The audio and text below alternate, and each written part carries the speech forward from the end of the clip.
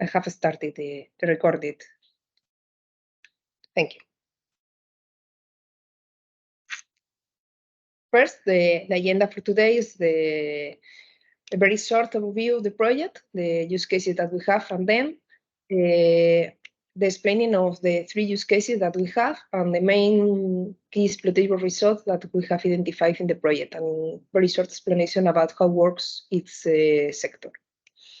Then the explanation of the CAP by engineering, that this is the partner involved in the deployment of the cognitive automation platform.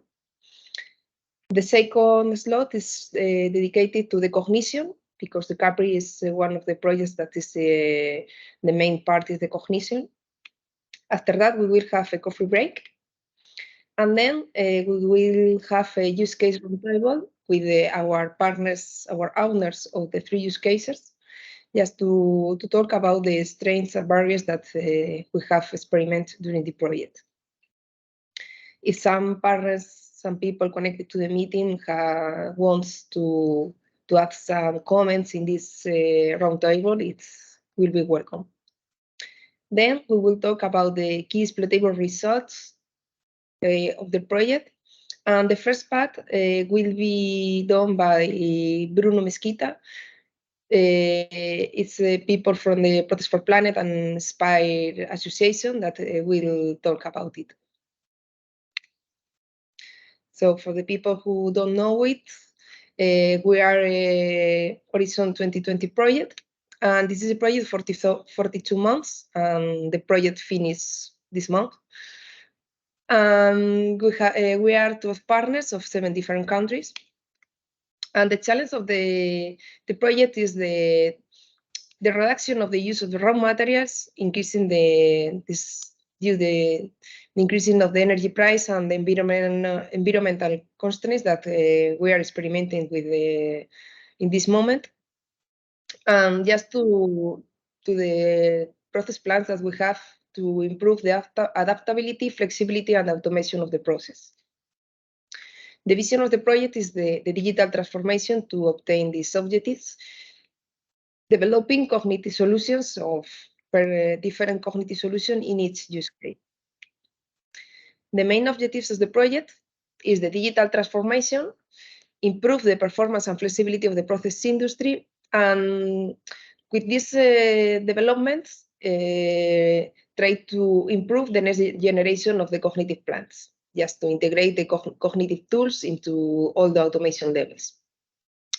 And the main objective is to obtain this is develop, test, and experiment the innovative automation platform that we refer to it, CAP.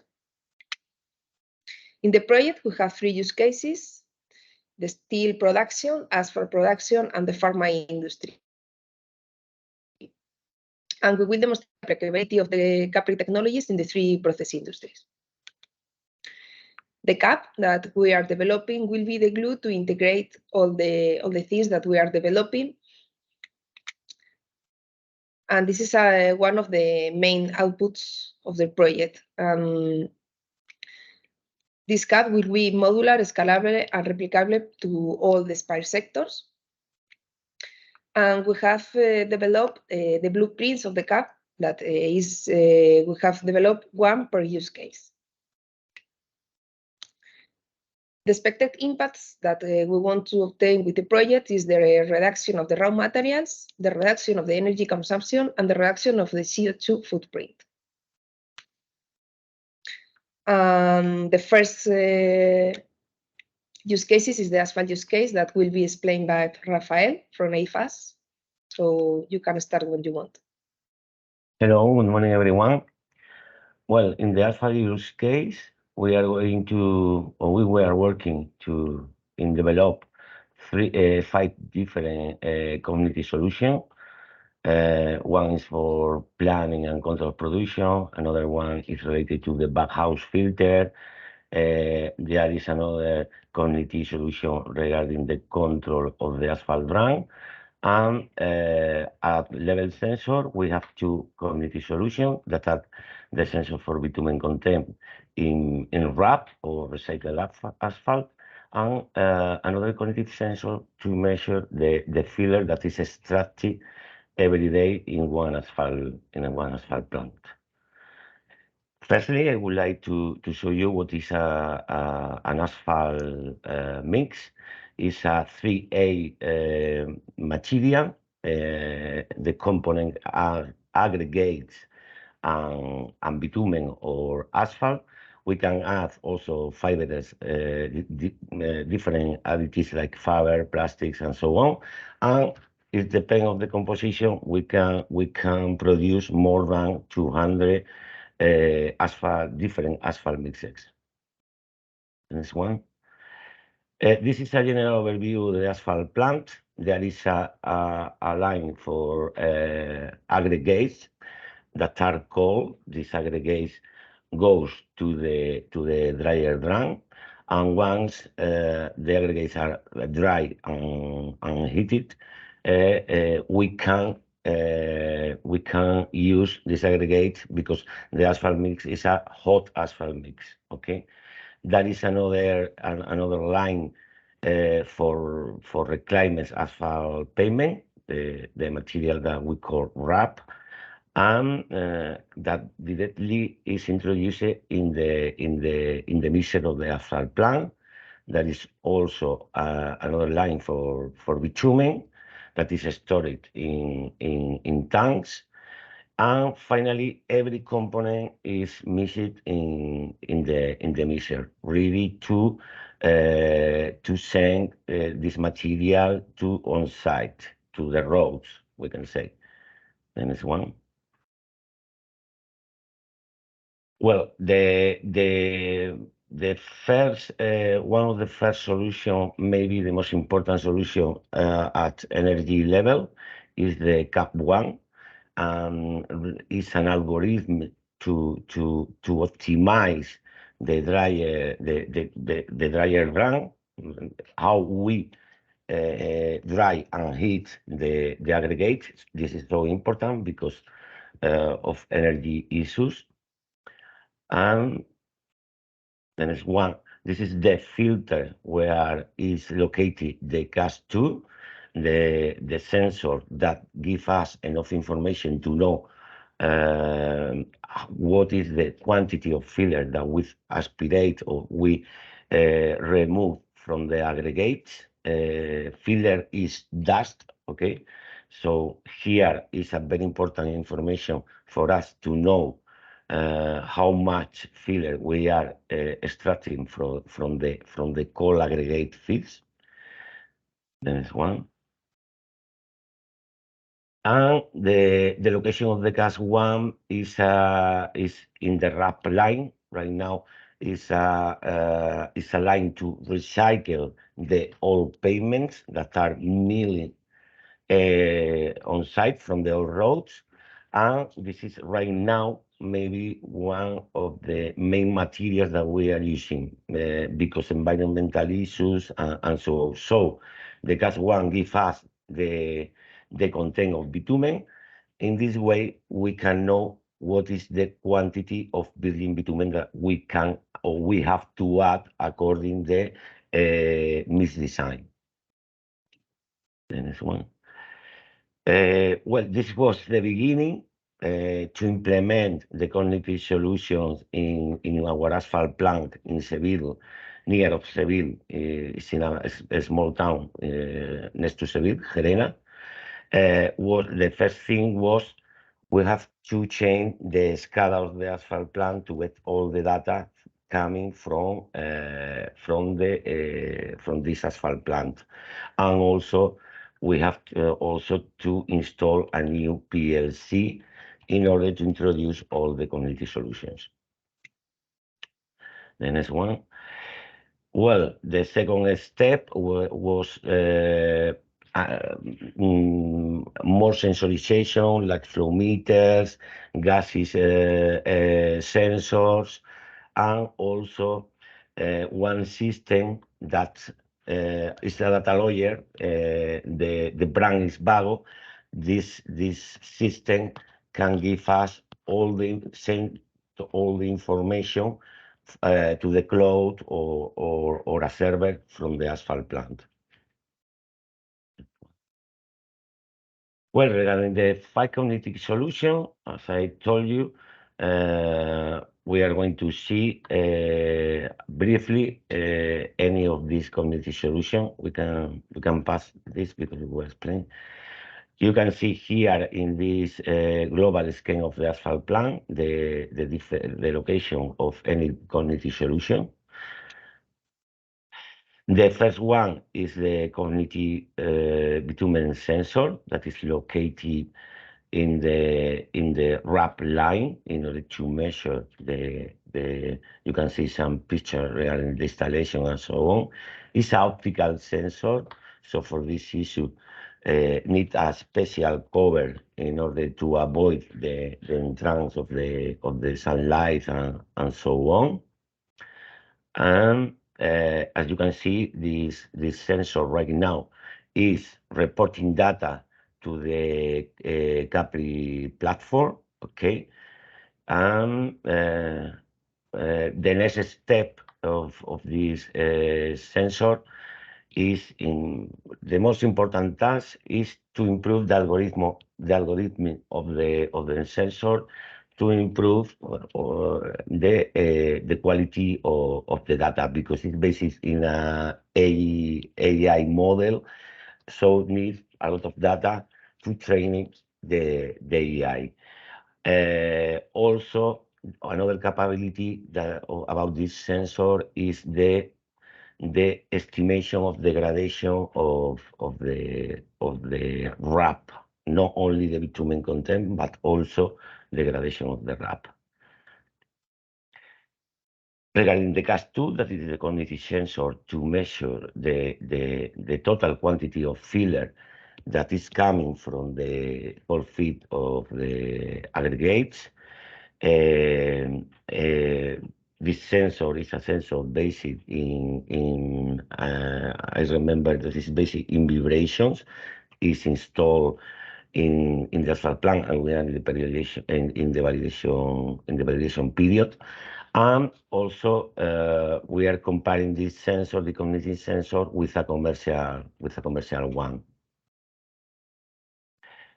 Again, this sensor is reporting data to the CAPRI platform, and we can, till now, we have different models that are working very well, and according the production, we can get the final result of every day, the total quantity of filler that we are extracting from the aggregates. This is important data, not only because of the data, but also for energy issues.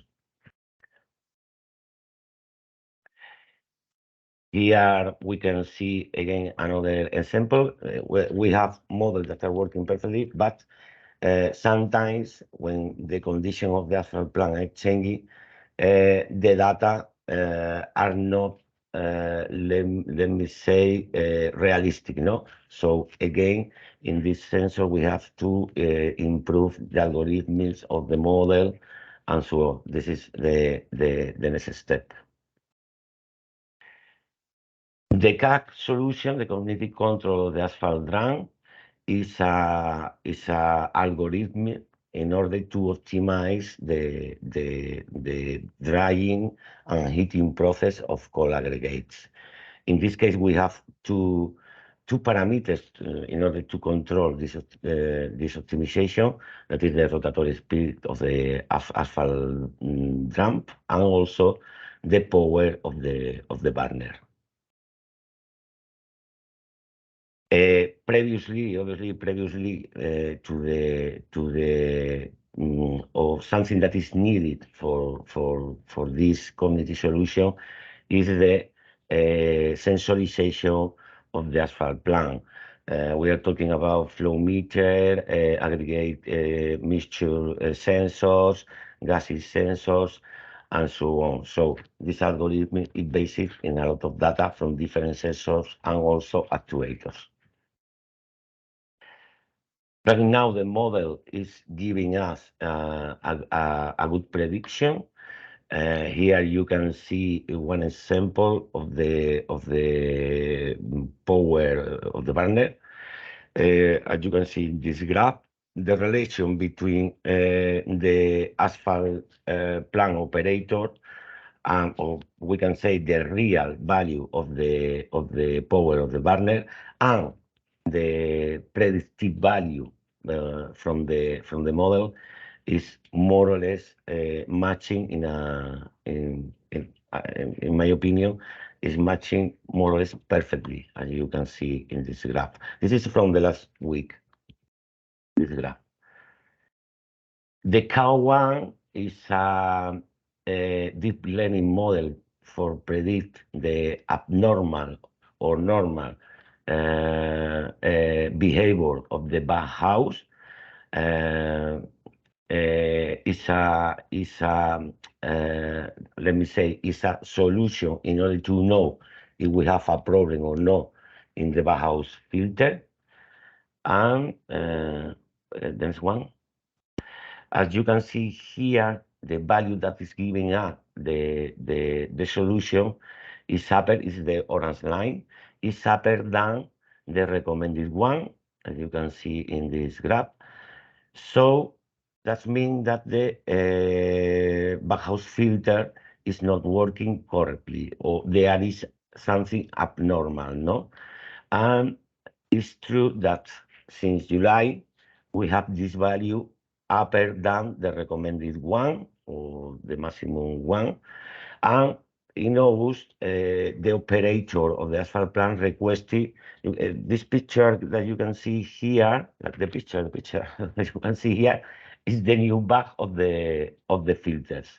That means that the operator requested new bags without any knowledge about the solution, because the operator think that something is wrong in the filter, and really the value is upper to the recommended one. So maybe I don't know if it's a casualty, or maybe the solution is working perfectly. The next one. The fifth solution regarding to the asphalt use case is the community solution for planning and control of the asphalt plant. In this case, we have enough information from the different sensors, from the different solutions, in order to optimize the production, the thermal balance, the mass balance, and so on. So we have a lot of data regarding the production of the asphalt mixes every day. Here we can see one example. On the top, you can see a heat calendar with the production of asphalt mixes every day. And also on the bottom, we have a very interesting graph with the data comparing the cold aggregates that we are using with the hot aggregate that really we are using to produce the asphalt mixes. So the difference is the material that we are not using, the aggregate that we are not using, that were heated and dried, but we are not going to use. So give us idea about the efficiency of the production, and also the efficiency of the energy. The next one. Again, another example regarding the community solution for planning and control. In this case, every day we know the quantities and the relation of the different aggregate, wrap, filler, bitumen, etc. So for our production department, is very interesting. Another example is, for example, is this graph that is related to the different asphalt mixes that we are producing every day. You in the platform is you can filter for every day. You can filter what type of work class of asphalt mixes we are producing. So it's very flexible to know from our production department all the data regarding the quantity of asphalt mixes and what type of asphalt mixes. we are producing. This is related more than the energy balance. In this case, every time that we are heating, drying and heating the aggregates, we do that with, let me say, using fuel. So in this graph, we have enough information regarding the number of cycles that we are drying and heating and the quantity of fuel that we are using, so the energy that we are using to produce asphalt mixes. Very interesting data. Regarding the impact of the KPIs, regarding circular economy, we have two KPIs. That is savings raw materials from one hand, aggregates, and from another hand, bitumen. In this case, we are more or less in different percents. For aggregates, we are in 82%. For bitumen, we reduce it at 4%. Also, regarding the overall reduction in energy consumption, we are in a 2.4%, and that means that there is a reduction in CO2 emissions, no? CO2 equivalent emission of about 3.8% of CO2 reductions. Thank you very much, Rafael, for your explainings. Then is the time for the steel use case. Asier. Thank you, Cristina. I'm Asier from Sidenor, and we are the steel use case for the CAPRI project.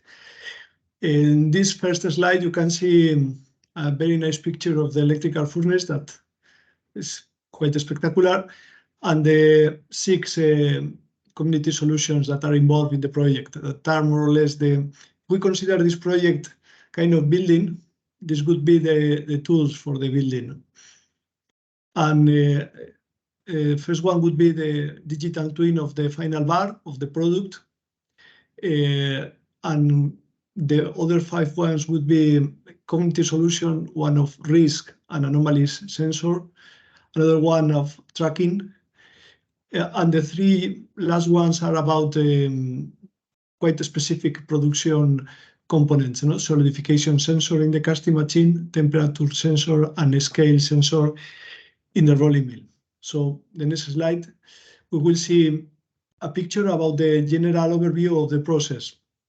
This is really more than one process. It's really like 3 different processes for us.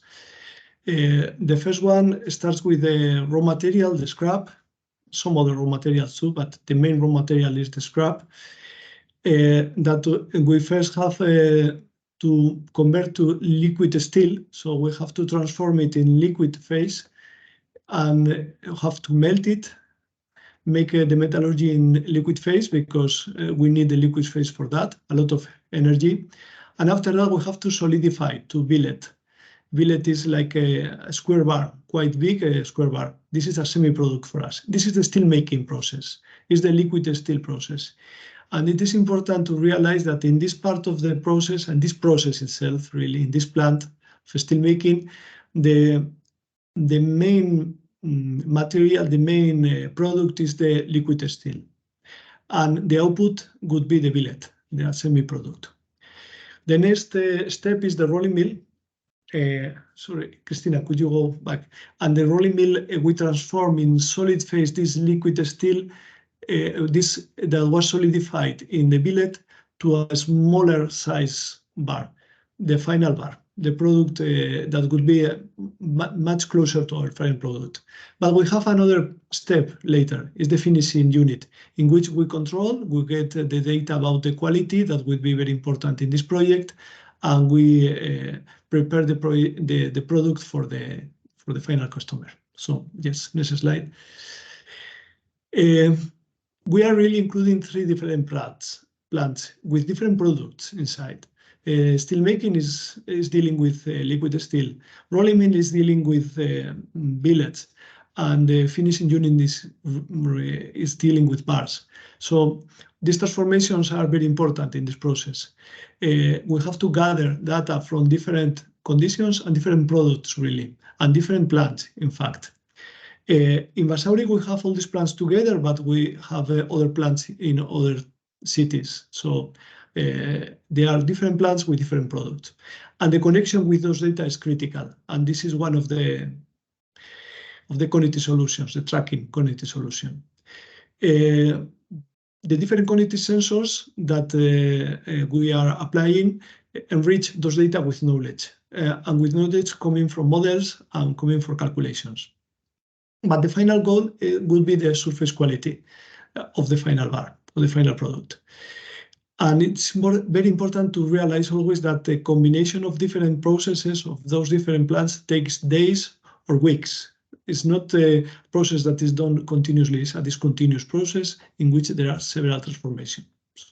So going to the same figure, but just locating the position of the different cognitive solutions of the different things we have developed, you can see that tracking and digital twin are the cognitive solutions that are more general, that include more or less all the processes, data from all the processes or connection from the processes. Solidification, digital twin, solidification cognitive solution is in the liquid to solid steel transformation, really. This is the solidification in the steel making phase. And after that, we go to the rolling mill phase, in which we have two cognitive solutions, the temperature calculation of the bar and the scale formation of the bar in the rolling mill. And finally, the risk and anomaly sensor, the most important cognitive solution maybe, is really gathering data from the rest of them, but we locate it in the finishing unit because this is the place in which we get the data for this risk and anomaly sensor. So going to the first of those the digital twin is the first cognitive solution. It's really a digital shadow of the bars of our final product, in which we want to reflect all the data coming from the different processes and different states that this bar had before, the liquid steel phase, the billet, semi-product, and so on. It's very important how to assign those data. We are gathering them, but we have to transform them. Yes, and we continue this. We have been mostly MSI and BFI have been working a lot with digital twin simulations. This has been very important to develop the other cognitive sensors and to learn how to connect the different data.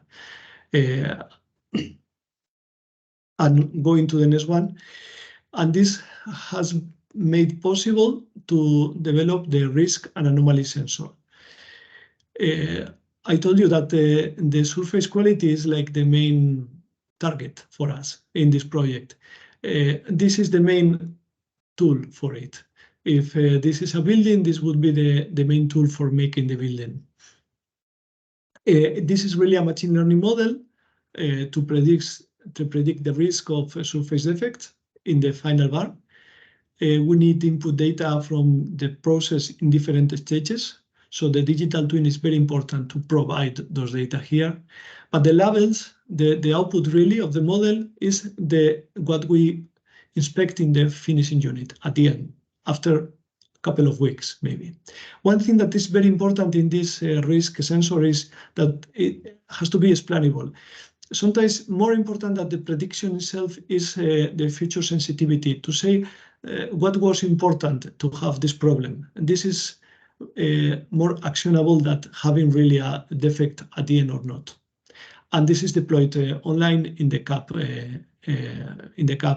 version of the steel use case. You can see in this figure the deployment of this cognitive solution. Really, this is really a screenshot taken some days ago, and it's working online, getting the different data, connecting them, and at the same time giving an output in form of risk and anomaly sensor.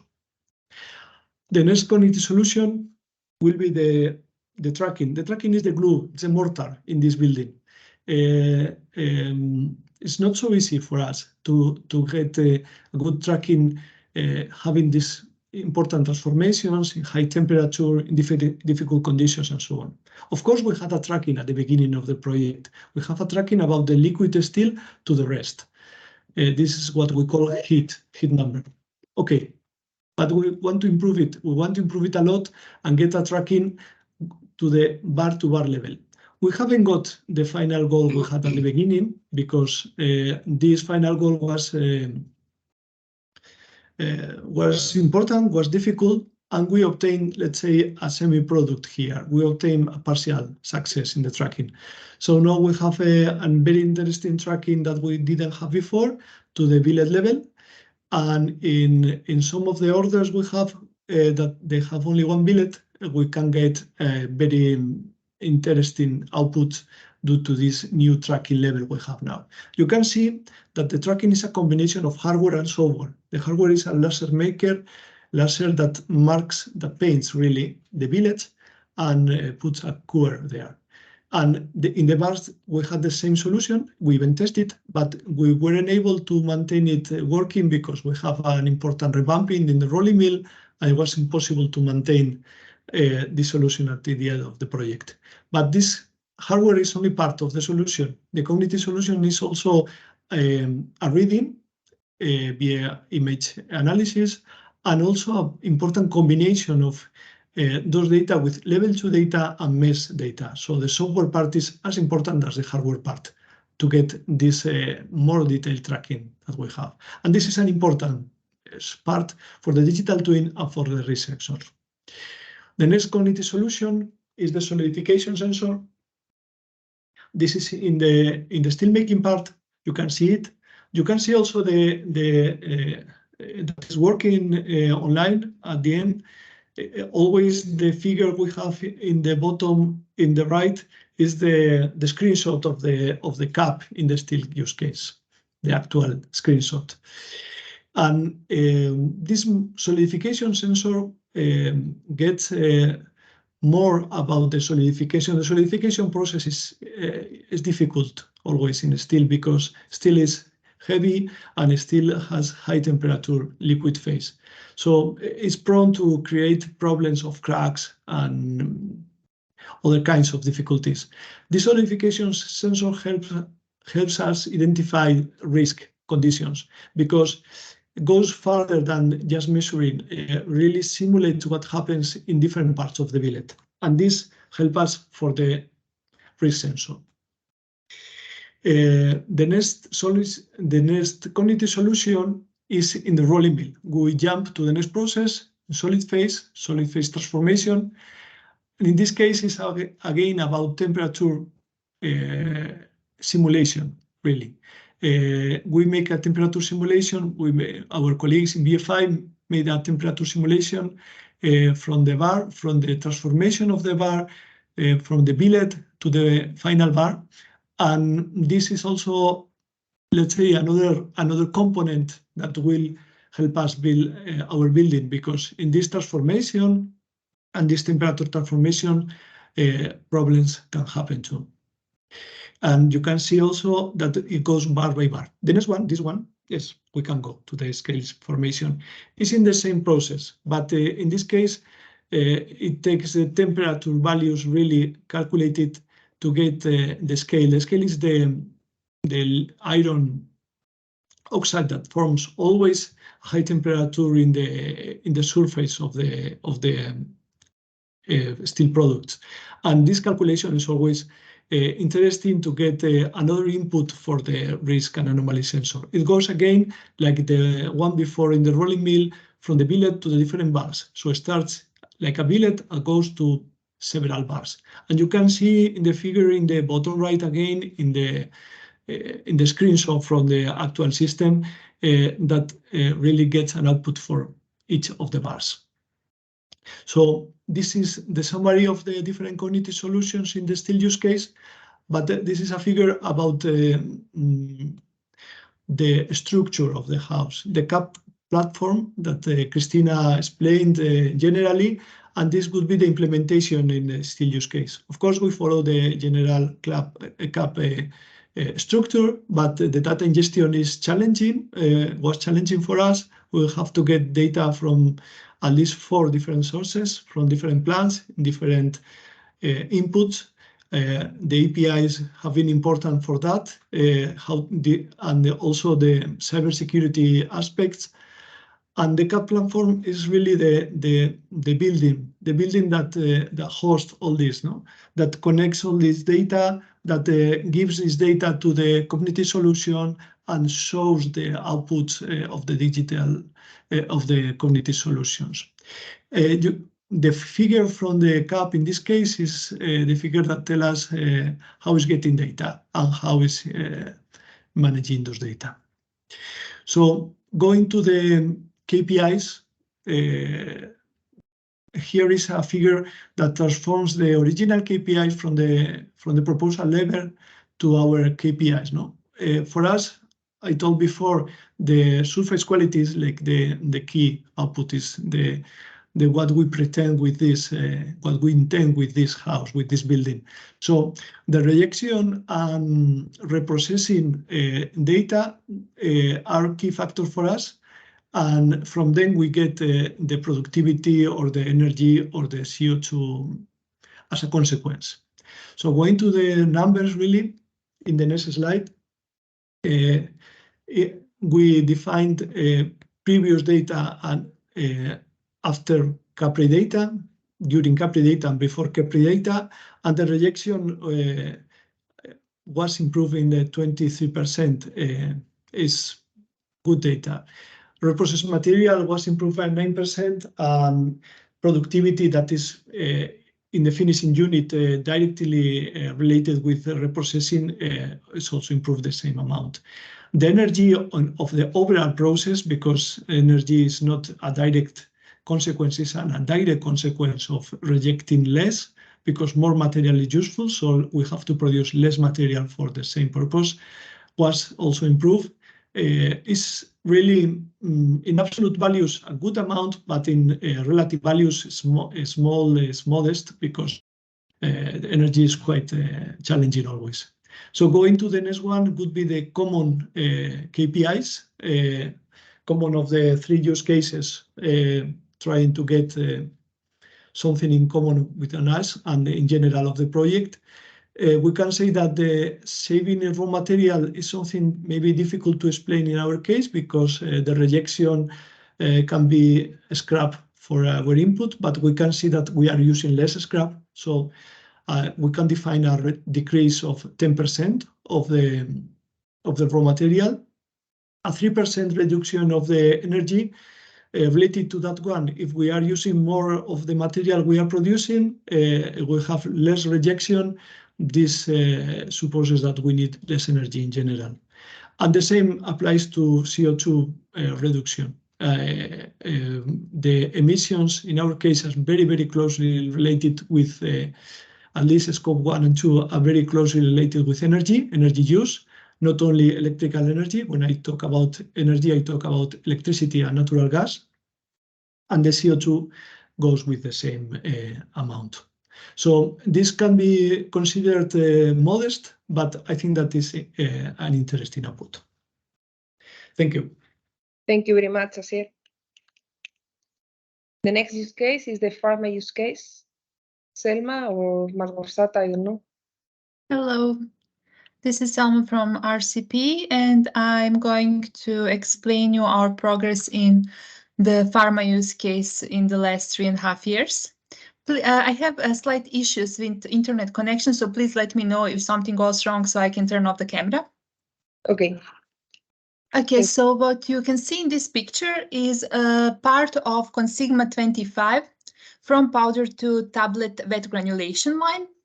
This is one industrial manufacturing line that is not only characteristic for the companies that are involved in the CAPRI project, but a commonly established manufacturing line that's also used in Europe and in the world. So basically everything we develop in the CAPRI project is not only relatable to our use case, but also in general. Regarding the cognitive solutions we are developing, first we start with cognitive sensors. So the line you can see in the picture is very modestly equipped when you buy it from industry. Basically, what you have in there is one measurement probe about the granule moisture and one scale to measure the mass of individual mini batches. And what we did in CAPRI was to develop the following 5 cognitive sensors. So the first one for the blend uniformity, I will talk about it later in more detail. Then for the granule quality or granule size, for the granule moisture, for the prediction of the solution, and also for a fall detection. Then with having this all information from cognitive sensors in hand, we have proceeded one step further. So we don't only now know everything about our process and about our final product, but we can also use this information in real time and give it to cognitive control concepts. So to react on occurring disturbances or to detect and discard the auto-specification material, or to provide the suggestions or instructions to our plant operators through the cognitive operator solutions, or finally to speed up our formulation development process, process design by cognitive planning solution. Next slide, please. In here you can see a sketch of the Consigma manufacturing line. This line begins with 2 or more powder feeders that supply a solid material to the inlet of a twin screw granulator. And inside of a twin screw granulator, we also add a granulation liquid, in our case, water. And inside of the granulator, under the reaction of shear forces, we produced wet granules. Like that, the properties of wet granules are raw materials are improved. Basically, we reduce the risk of segregation, and everything that could go wrong usually in such line is this part of the granulator. So either in the feeding or in liquid or inside of the granulator. So this is the reason why 2 of our cognitive sensors are really looking into the wet granules.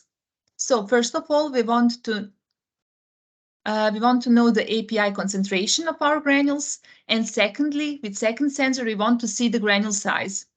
Why these 2 quantities? Well, API is active pharmaceutical ingredient that is related to our final product. If this is not good, our product is not good.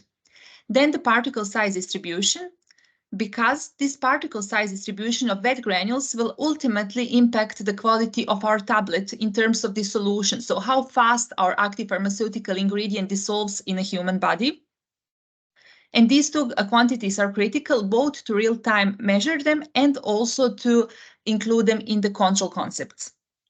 Third quantity of interest is a granule moisture.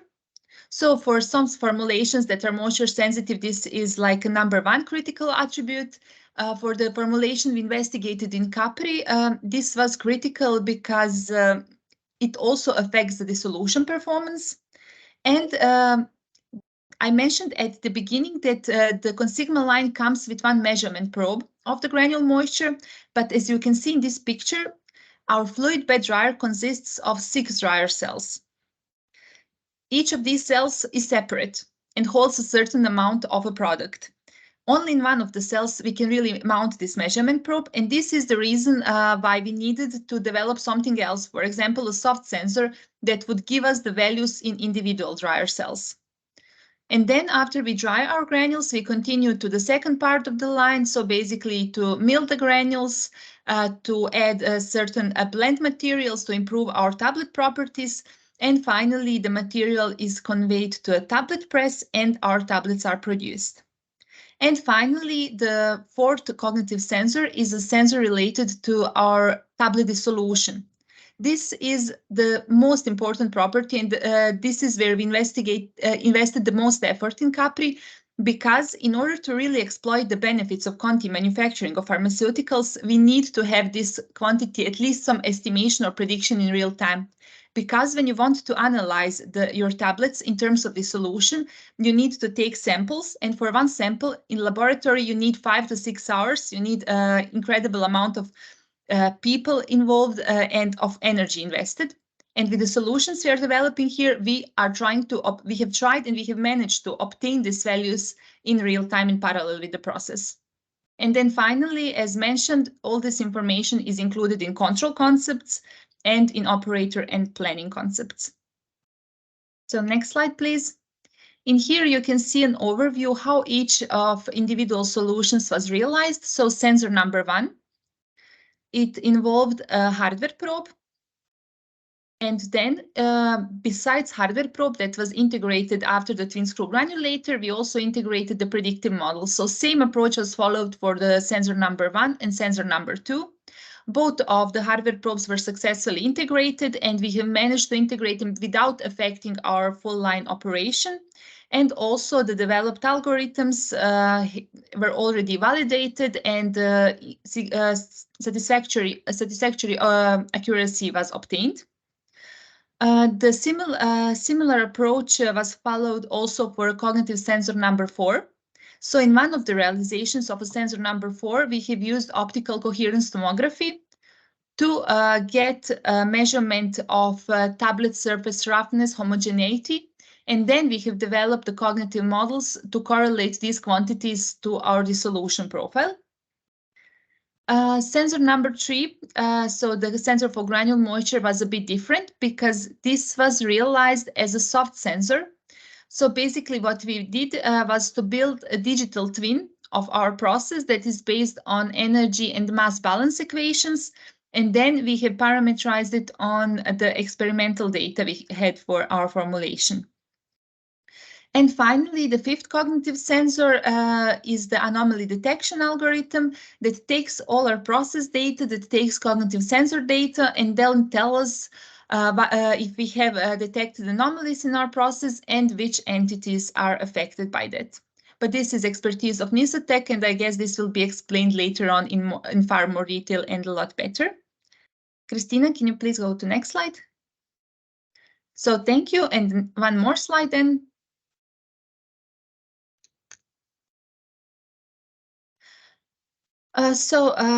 No, one step back, please. So in here, you can see a setup of a cognitive sensor number 1. Basically, this is a Raman probe. We use Raman spectroscopy. This is a method that is very well established, but offline. The trick in CAPRI was how to use this method that is so widely established, but integrate it in line and make it useful in real time.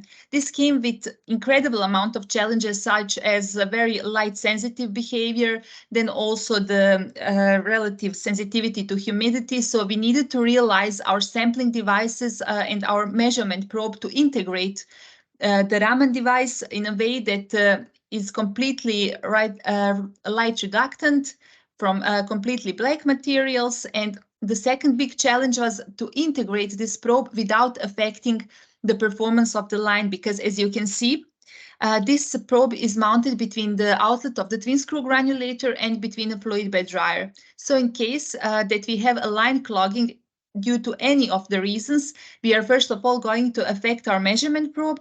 Second of all, we cannot have a production. So this was critical, and this is something that we have developed, and in the last 6 months of the project, we have successfully validated it on multiple runs. And this works properly. This provides real-time data, and this data is integrated into our cognitive automation platform, and the relevant quantities, so the API concentration and liquid content, are calculated.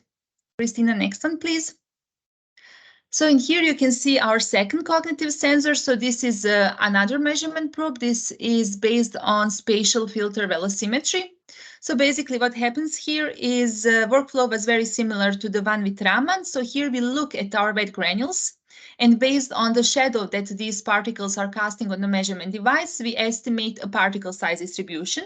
So this is step 1, integrate hardware probe, make it robust, make it not disturb the process, get the relevant data. And step 2 was build PSD algorithm. So from particle size distribution, perform signal processing, calculate the relevant quantities, and also build AI models that would predict you the same quantities from the granulator process data. All of these steps were carried out successfully, and this was completed. So we can proceed to a cognitive sensor number 3. So what you can see in here is a short video of a digital twin of our fluid bed dryer. that takes all this consigma process data, cognitive sensor data, for example, pressure, humidity, temperatures, and then replicates the behavior of our dryer and of all 6 cells in our dryer and provides us a granule moisture prediction. Like this information is then also integrated in the cognitive automation platform and also in our control concepts. The next one, please. And in here, for example, you can see that we already started working on a tech transfer. So as I mentioned, we have used an indirect method for the solution prediction that is a lot faster than a usual laboratory one based on optical coherence tomography. And what you can see in here is that we already have the steps that we want to carry out later after the end of the CAPRI project. So now to mount this device at the conveyor belt that will be placed at the tablet press outlet, and that will provide us this prediction also in real time. Okay, Christina, next one, please. And then, so we now have all our cognitive sensors in place. We are happy with the way how they are working. They are accurate, all is good. And then the next question is, how can we use this information? The next one, please. And the one more. Basically, now we have all our information at hand. We have the size information, the API concentration, the granule moisture. What can we do with it? First of all, we have built a replicate of our line offline that takes all this cognitive sensor data, and at the end of each production campaign, it tells us, okay, this product was produced and contains this amount of the granules with these settings, this amount of dry granules with this granule moisture. And this is some relevant information that was not available in this production line before CAPRI.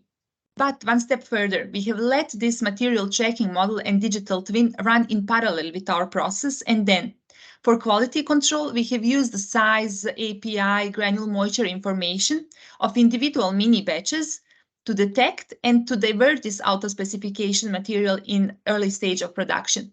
This means when we have this information and we detect one wrong mini batch and we discard it, then we lose 1 kilo of material. But if we wouldn't do that, due to residence time distribution behavior of our tablet press, we would probably produce at least three times that much.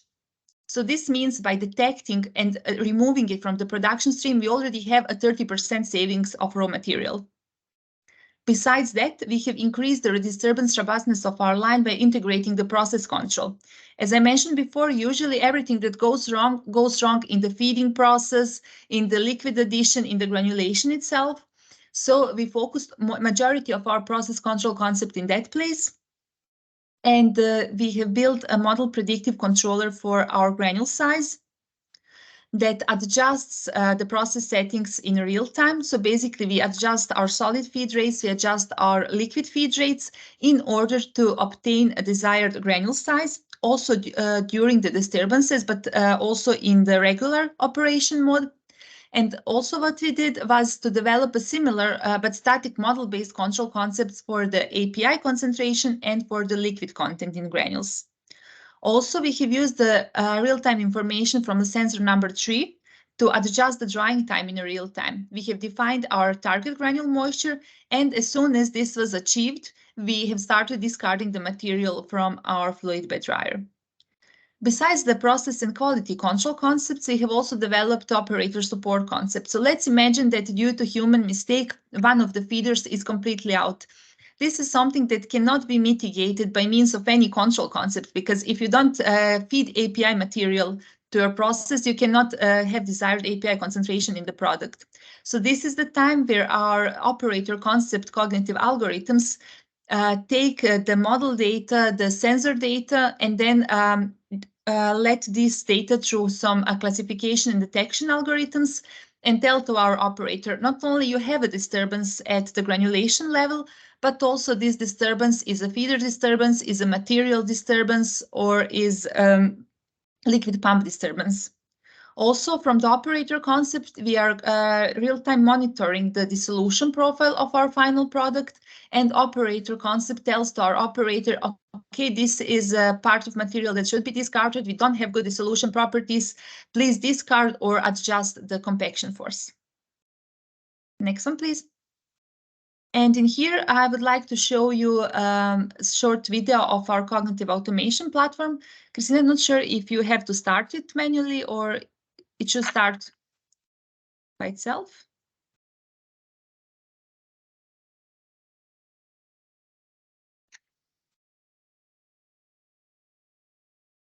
Okay, good. So here you can see what our process operators and process experts can see. So everything I talked about until now happens in real time and parallel to our process. So our consignment line is, and all the hardware devices we developed, all the models we developed, talk to this cognitive automation platform in real time using the OPC-UA protocol. All data of interest is transported to the cognitive automation platform, and inside of the algorithms, inside of the platform, first of all, we get all relevant data. This is important, and this is visualized and presented to our operator. But not only that, but all this data is then transferred back to our system. We store all this data in a database, and then after the experiment or production campaign, we have developed a tool that takes all the data from a database, including the cognitive automation platform data, and then assigns all important quantities to our final product. And like that, we have a full information that's relevant for our final product at the touch of the button. In here, for example, you see how a mean particle size changes, how a variance of particle size distribution changes, how the shape changes. So basically, for an experienced operator of the plant, it's sufficient to have a look at this and to know, okay, this is good or there is something bad. But for unexperienced plant operator, this information is fed to operator concept, and our real-time measurement is compared to the expected outputs, for example, from smart models, and then he gets a pop-up message saying you have detected a granulation disturbance. What you see in this dashboard here is then signal processing that also detects, for example, if we obtain a corrupted particle size distribution measurement. Then the next dashboard will be granule moisture dashboard. So in here we can see not only the predictions from our soft sensors for each individual of the dryer cells in real time, but also we can see a respective granule temperature in each of the cells. Again, for the operator, this is critical because during a long production campaigns, it can always occur that we have some mistakes in the fluidization patterns or that we are experiencing a line clogging. And this is something that using this dashboard can be immediately detected.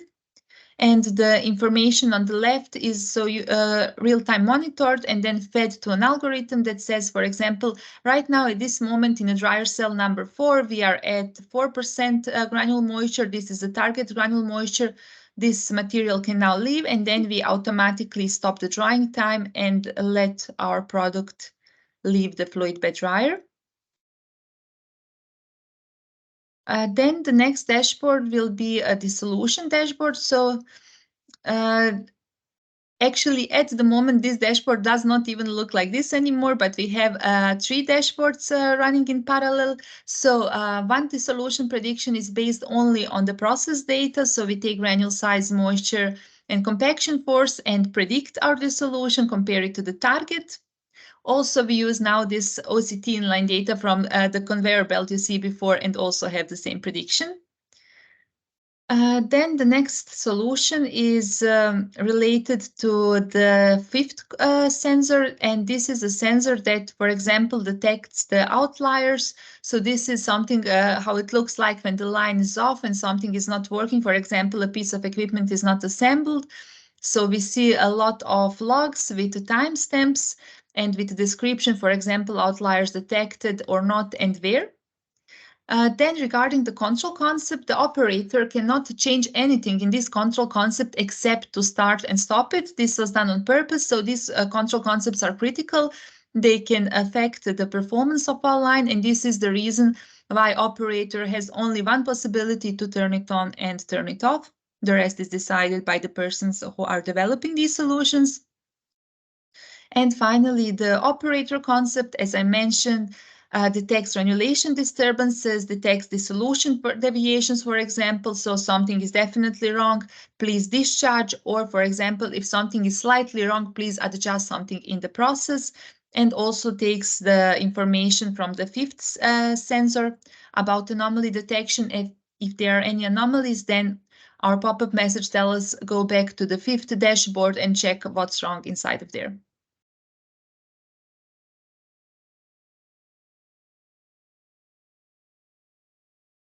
So I think with this, this video is completed. Maybe Christina, you can go to next slide. So basically, I already mentioned the general effect of on the KPIs in the pharma use case. And regarding the raw material efficiency, I already mentioned that we have definitely reached more than 30% reduction. Regarding the energy consumption and CO2, we are also within the scope of what we have planned in the project. But here I would like to explain you how. So first of all, increase in the production efficiency. By integrating the control concepts, we make our production campaigns a lot shorter, because in case of disturbances, we are capable of improving the things in real time. And this affects not only the production efficiency, it affects the shorter production time that directly correlates with lower energy consumption and also with increased product quality, which is in pharma definitely critical. So basically, at the end, we reduce resource consumption, also by minimizing the effort needed for offline laboratory analysis. For example, with our dissolution prediction sensor, we decrease the waste amount. As I explained, better to discard 1 kilo of material than 5 of them after the final product, and also the experimental time needed for process development and process modeling. So I think this is all. Thank you a lot. Thank you very much, Selma. Now we are a very bit delayed, but this is the time for the CAP from engineering.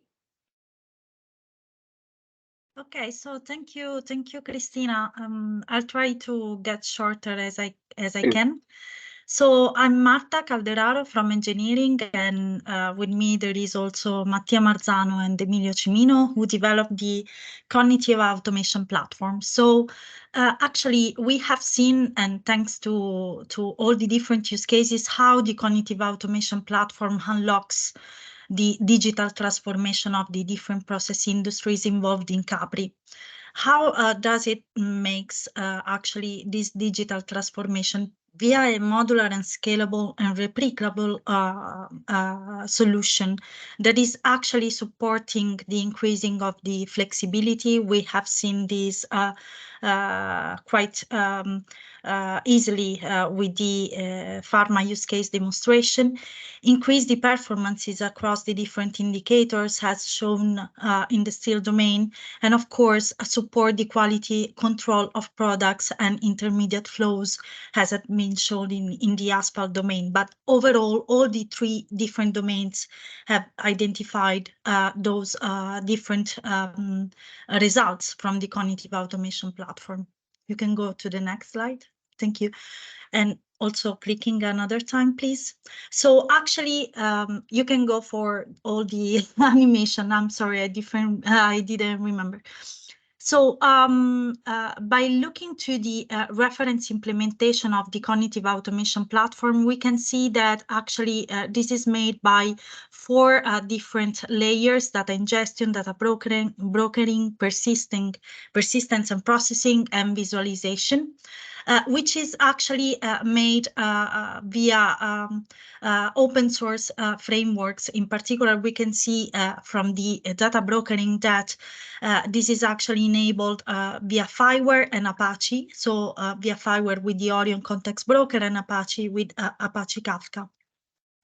The implementation of the cognitive automation platform foresee also 3 different complementary layers enabling the persistence, the security, and as well the data sovereignty. So whenever the cognitive automation platform would be able to get connected via data exchange platforms, this is actually enabled by the data sovereignty complementary layer. But we can see that also in the persistent and processing, several technologies and components have been identified to support the processing. One of those, for example, is the one that has been developed in the pharma domain related to the PySpark connector, where we have actually discussed about also in the fireware context via an impact story that is now under publication. So the cognitive automation platform reference implementation, as you can see, is actually open, is based on the major open source frameworks, but is also compliant with the major standards, with RAMI 4.0, ERA, fireware, as well as BDVA and DSA. It's composable, so this means that it can be deployed both at the cloud and at the edge, according to a Lego-like approach. Can you click to 2 other times? Thank you. It is actually secure, so it preserves the security by design of the data that has been included in the CAP, and it is, of course, interoperable, so it is easily integrated via existing digital twins platform. You can click another time, please. Thank you. So the implementation that we have seen as reference implementation has been, as you have seen in the 3 different domains, customized on the basis of the domain needs. And we have seen that actually it has been ensured the configuration of different data sources via a plugin process. It has identified concerning the data storage a persisting data flow, in particular in specific domains. Of course, the different cognitive solution that has been customized for the 3 different domains have been made applicable via also the definition of basic dashboards for consuming the different data that were raising from the cognitive solution. And this is actually, we have seen this in the demo of the pharma domain. And last but not least, it has ensured the access control management, as I mentioned before, that could be actually ready to be extended within the international data spaces, different solution, and so data exchange platforms. Another slide, please. Thank you. So this customized implementation has been actually detailed in the CAPRI blueprints, which are available in GitHub, and you have the hyperlink down in the slide.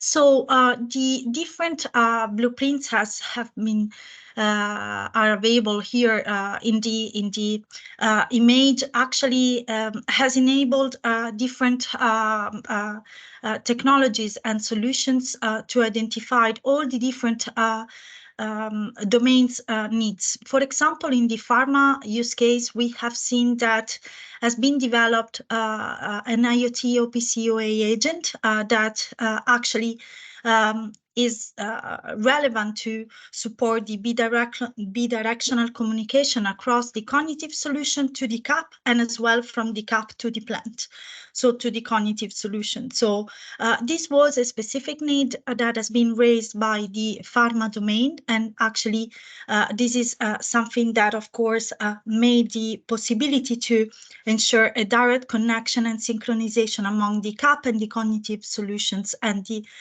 plant, of course, that is requesting the information.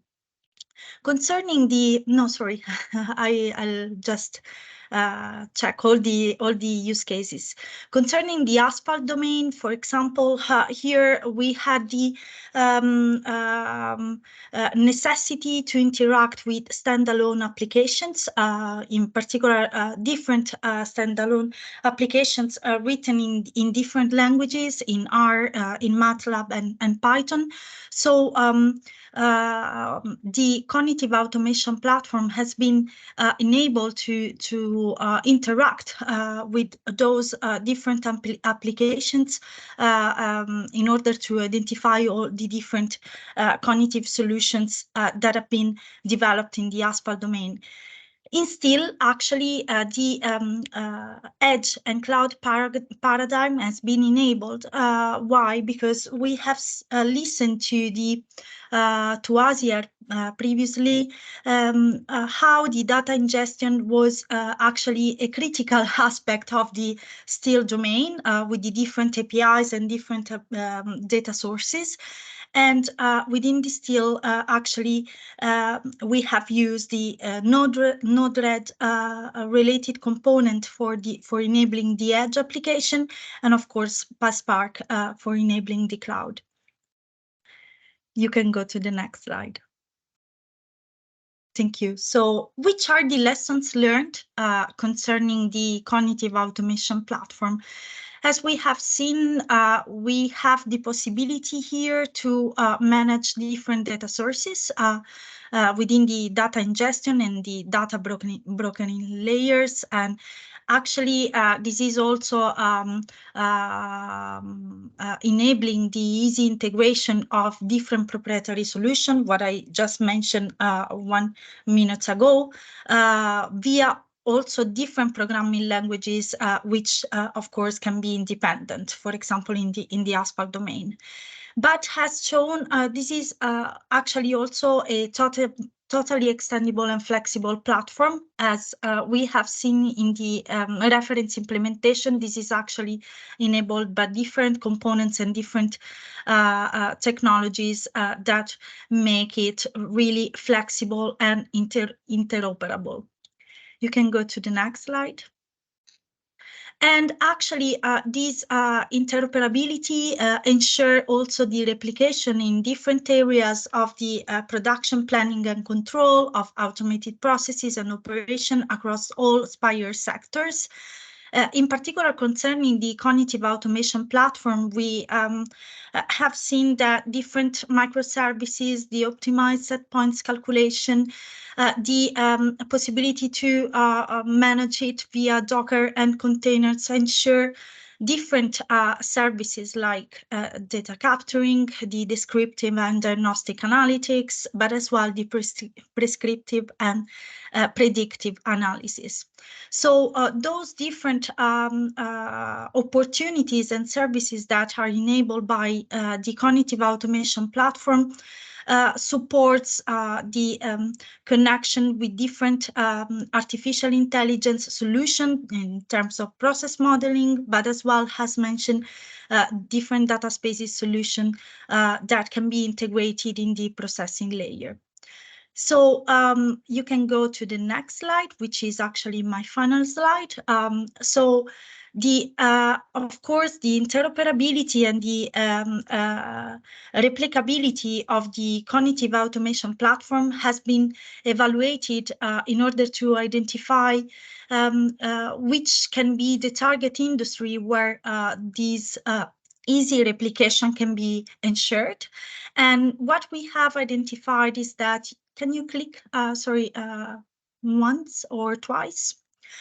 Yes, thank you. Is that in water management and in minerals, in particular in the glass industry, all the different inputs that the cognitive automation platform gives and the different achievements can be easily replicated in those target industries. And that's it from my side. Thank you. The next time is for the role of the cognition in the CAPRI project. Nena? Hello. May I ask you to take the control, because I have a lot of animations in the slide? No? Yes, yes. Yes, please, because it has really billions of those, and it will be really inconvenient if you will be. Okay. Thank you very much. So, good morning. Just confirm that you see my slides. Yes? Yes, yes. Okay. So Good morning. So, just a second. Exactly. This is the presentation. What we would like to describe actually is what we achieved regarding the cognition in the CAPRI, because first of all, the main challenge was to incorporate cognition in, as you can see here, this command control loop, because in all our use cases, we have something like a system as giving some data to different type of the sensors. Then we could use past data for building some different type of the models, which together with the sensors should help in understanding what is going on with the system and then to achieve some control actions. The main problem is this complexity, because in the process industry, we have really a lot of challenges regarding this traditional loop. First of all, you have billions of unknown phenomena. This is what I call unknowns. Then you have a huge amount of data, not only data, but also dimensionally. You have really a lot of parameters, because you have obviously very complex processes to be controlled. And then you have car condition. Everything what is going on is under really very high temperature, or different type of the challenges from the environmental point of view. And obviously, now I'm illustrating this through pharma pilot. We have about more than 200 parameters and more than 100 parameters which are actually relevant. In asphalt use case, we also have very high temperature and in-car fluctuation. In steel use case, we also have 600 parameters for casting, and so on and so on. So the only way to deal with this kind of the complexity is to really understand how the human cognition, human-like cognition, can help us. And this is exactly what we're trying to, let's say, achieve and to demonstrate. First of all, we use cognition as a metaphor for a process which is starting with sensing and perception. Sensing in terms of getting information around us or getting information around a particular system, and understanding actually which of those changes, let's say, are actually worth to be followed. And then is understanding. These are like our senses. Okay, we are looking around us, and we are not really understanding everything or consuming everything, only the things which are either changing or are very important for us.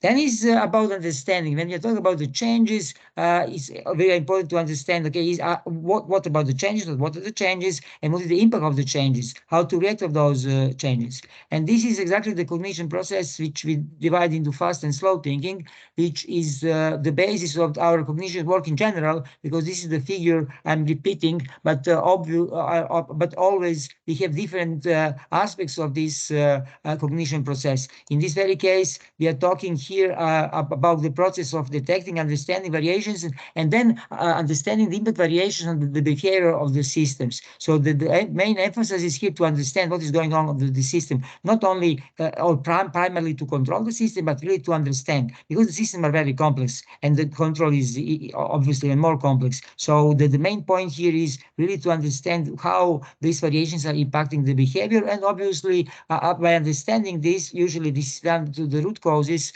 we can also find optimal behavior. And everything is inspired our general cognition work, because it's a really huge, I would say, huge piece of work, is influenced by this thinking fast and slow, actually extremely valuable, I would say also theory from Kahneman, about who is a bioeconomist, but who actually built this whole theory that our thinking can be divided into two steps, which are actually also reflecting our cognition process.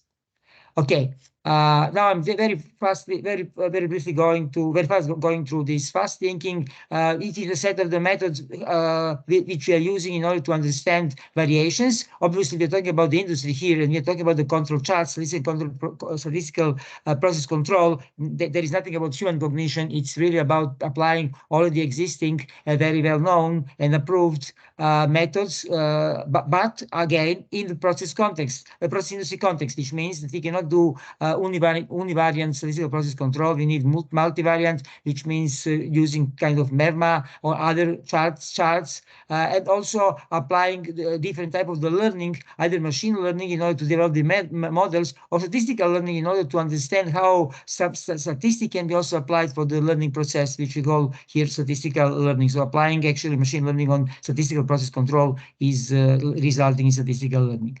And this, I'm giving here you just one example of fast thinking. You see in the table different type of outlier analysis, variation analysis, stability analysis, stability flow. All these are terms actually from the process management theory, which we are trying to incorporate into understanding what is going on with the process. So this is the main point. When we are trying to find variations, we are trying to find variation in data, but which are reflecting variation in the process. So if the temperature, for example, when the temperature is increasing, we're not interested only, okay, what about the temperature? It's good, but what about the process which the temperature is reflecting or the temperature is involved in? So is this process starting to become unstable? Is the process starting to become anomalous, and so on and so on? And this is the main difference also between us and other approaches. And slow thinking is heavy. Slow thinking is something what is, let's say, happening in our brains. In other sense, it is actually applied after having this fast thinking done. So meaning on the servers or meaning on the more powerful machines. And this is what is enabling us to do something like causality detection. So understanding really what are the causality, not correlation, causality between some phenomena, and also understanding unusuality. These are two main points where we in the CAPRI, so I'm not talking about the CAPRI, where we in the CAPRI try to make really something very close to the need of our use cases, because as I said, our use cases are not about only about the control, they are also about understanding what is going on with the system under some condition. And now I will have a little bit introduction. I did this introduction just also to emphasize cognition approach and also what was very specific for the CAPRI. And this last part. Okay, now cognition in action means that actually what we are doing is we are applying fast thinking. Then we have the CAP platform just presented by Marta as a basis for collecting all this data. So this is very interesting, important to emphasize. In all our use cases, we have the CAP platform, which means that all this sensing part is done by identical, or let's say very similar platform, which means that we are just collecting the data, and there is a CAP platform which is providing us the data from different use cases, and then we are applying our methods. And as I said, what is new here is slow thinking dividing causality and unusuality in order to, you will see in a couple of minutes, let's say requirements from our use cases. First of all, the farm use case Selma already mentioned, is a very complex process, and in this very case, we emphasize very much fast thinking because they have to react in real time in order to understand different types of anomalies. What is the main problem here? And in general, in the pharmaceutical industry, we have billions of parameters, and you cannot do statistical process control, univariant statistical process control, so you need multivariant, as already mentioned. And in this very case, you can see here what we are doing is we are trying to get all this data from the let's say pharmaceutical line, and then to apply our methods for the fast thinking in order to understand anomalies. In this case, fast thinking is a little bit extended with some other methods from the slow thinking, but we are calling it again fast thinking, since in order, because you have here says 6 stages, which means that actually we have to distinguish also what are the stages and what are the correlation between the stages. So this fast thinking is a little bit incorporating slow thinking because of the complexity of the process. In each of the stages, we can apply fast thinking as it is, but when we are correlating all this, then we have to include a little bit more, let's say, intelligence. Okay, the result is some kind of the alarm charts, then you can see how it's going on. I mean, depending on that, what we would like to see as alarm, we have different type of the visualization. What is important is, once again, this CAP platform, which is in the middle of everything. In other use cases, I will be not repeating this, but you see contextual and broad blocker, which is on one hand and which is installed, as Marta already said, and we are consuming this data, transforming and so on, and then giving to the context blocker alarm, which is then dispatched in the different consumers or whoever need these alarms. And you see we are actually issuing alarms every 5 seconds, meaning that every 5 seconds, if there is alarm, it will be issued. If not, obviously there is no alarm. This is one of the let's say let's say charts. Just to be quite clear, all these red lines are not alarms. Alarms are only dot points. So you don't see, actually you hear only one, and then others are not relevant. Okay, so we have, as I already said, we are talking about variation detection, and some variations are categorized as anomalies, which are actually issued as alarms. This is also to understand how many of so we have statistics, which is called data observation. We are also observing how many alarms are going on or are appearing in order to understand if at some point of time number of alarms will be exceeding some expected value. You can never say I'm expecting something, but based on the history, you can assume, okay, I'm expecting in 1 hour 5 alarms. Okay, now if I have in the next 2 hours 100 alarms, obviously there is alarm about alarm situation. Okay, now I'm going to the asphalt use case, which was let's say challenging because the main issue was actually to find the causality between some parameters. As I already said, asphalt is heavy, and you see I already mentioned this fluctuation in the temperature. But the main point was that we have different types of the parameters which are influencing the process, and then we have to understand, in order to build the prediction model, what is the causality or the relationship between some of those parameters. In other words, how one parameter changes in one parameter will be influencing another one. And this is once again requiring another type of the slow processing. I already said causality. We have developed one method which has several steps. I will not go through them, but first of all, we are trying to understand the relationship between the so-called correlation between the parameters by using some of the regression methods. Then we would like to distinguish the impact of those correlations, particularly this is the sensitivity approach, when we are excluding one parameter and then trying to understand what is the impact. And then third step is multicollinearity, when we are really trying to understand and to measure what is the impact of a particular parameter on another one, or the second parameter on another one. So this is as I said, this use case was demanding completely new method, and this is the main point in our cognition approach. We have this fast thinking and slow thinking. In fast thinking, as I already said, in Farmer's case, you can extend with some different methods. Also, for the slow thinking, you can apply traditional ones which already exist, or extend with some new. And one new was this causality. And then you can get the model, and you can see which of the parameters are mostly influencing target value. And then we have the still use case when we are applying unusuality, which is something what already existed in the what is, let's say, set of the what the existing methods for the unusuality. The only difference here is this huge number of the parameters, because for the unusuality, you will see now.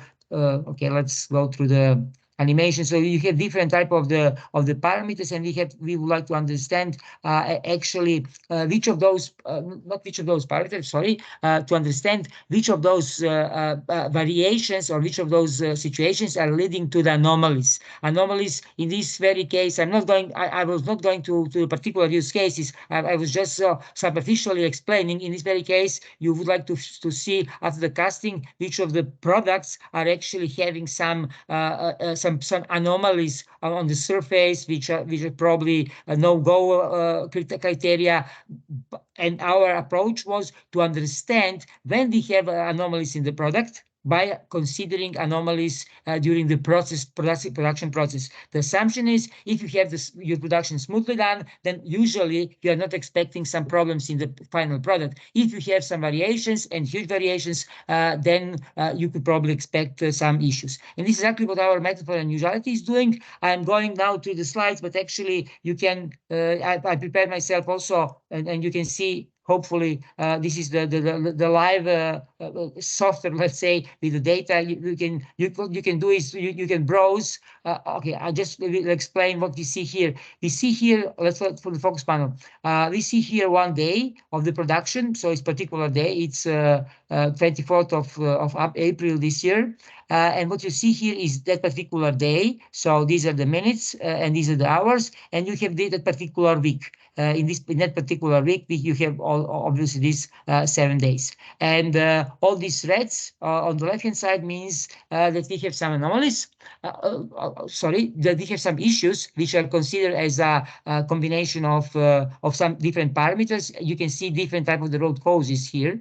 As I said, there are a lot of parameters. This is why you see here a lot of root causes. If you get the green, there is no problem. Actually, in this particular period of time, there was no anomalies. And as I already said, the intuition is now that if you have a lot of reds, then usually this is the part of the process when we can search for anomalies. And we have different type of the charts. These were the charts with the outliers. We can also look into the charts for variations. So this is the same period of time as you see, but variations, and you see much more green because outliers are statistical property and variations are more depending on the process characteristics. So again, you can go do this with the day plot and the week plot and so on. I know obviously this software has a different type of the features. I'm not going now into this because this is the cognition software. For example, you can look into anomalies which are coming from this particular parameter, and you see this particular parameter is causing some issues in this particular point of time. I'm going back. I have 2 slides more just for information. So this is what I presented. So outliers, variations, and what we are now trying to combine is actually these two together in order to understand which period of time are really problematic. For example, in this case, this is the day 11th of April. You see in the middle of the day, not in the middle, let's say 10 o'clock in the day, we have some issues regarding outliers, but actually in this period of time, there are no problem with the process. So this is how we actually combining knowledge in order to understand this behavior. This is what I said, what is really different in the CAPRI.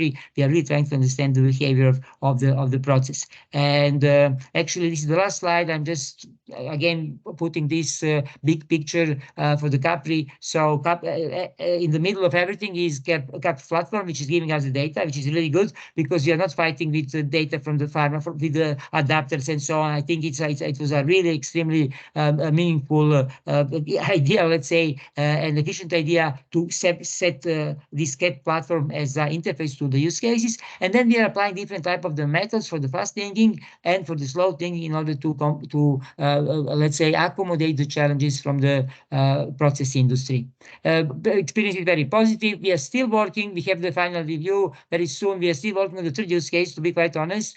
So we will be improving. We are improving in these days also some analysis, especially because unusuality should be also applied as a method. But more or less, we are very satisfied. Not more or less, we are very satisfied how the cognition process was, let's say, applied or adopted by our use cases. Thank you very much. That was the last slide. Thank you. Thank you very much, Nenad. This is the first part of the final conference. And now 10 minutes for a coffee break. So if there is any questions, we can continue at 11:20.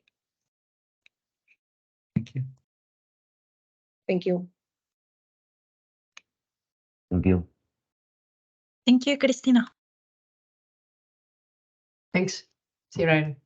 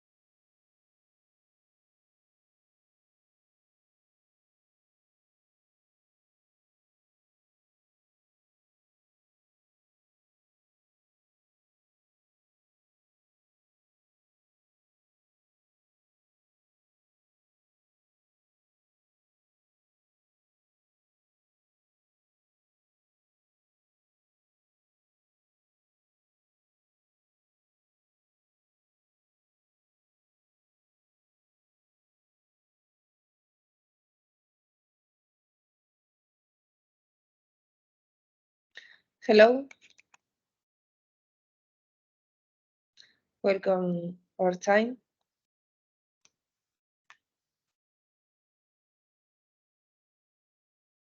Hello, Cristina. Hi, Marta.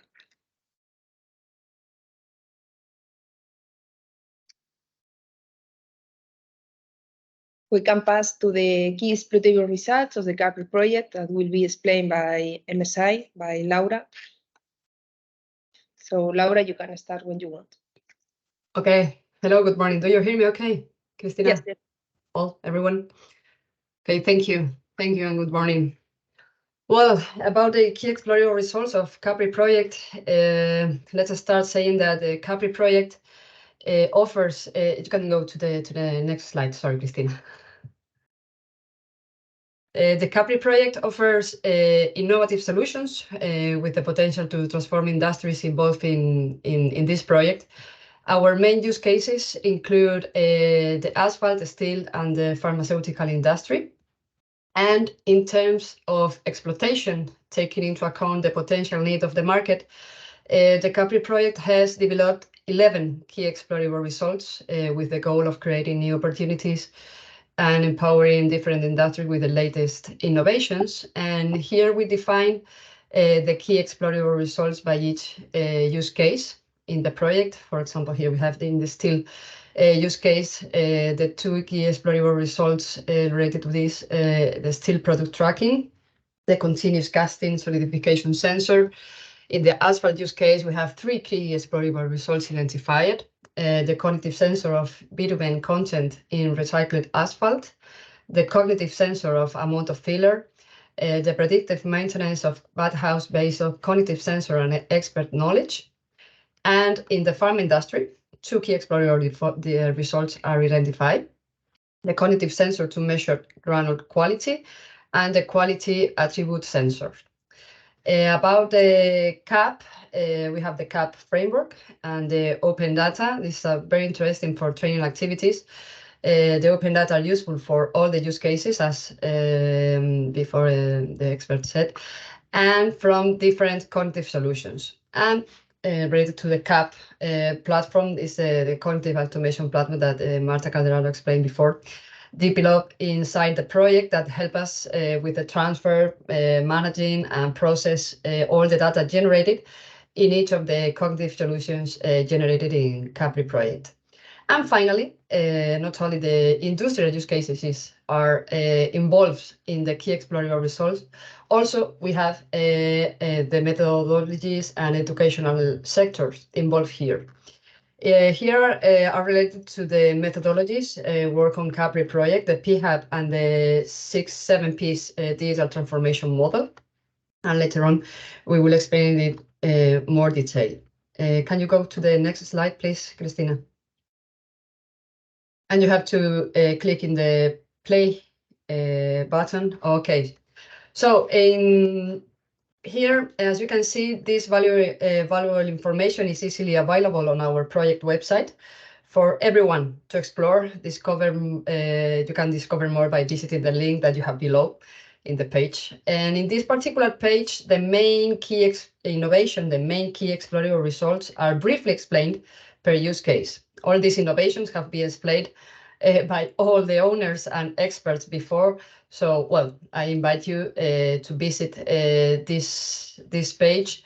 And if you want more information about the owners or about the cognitive sensors and so on, please, the information is here.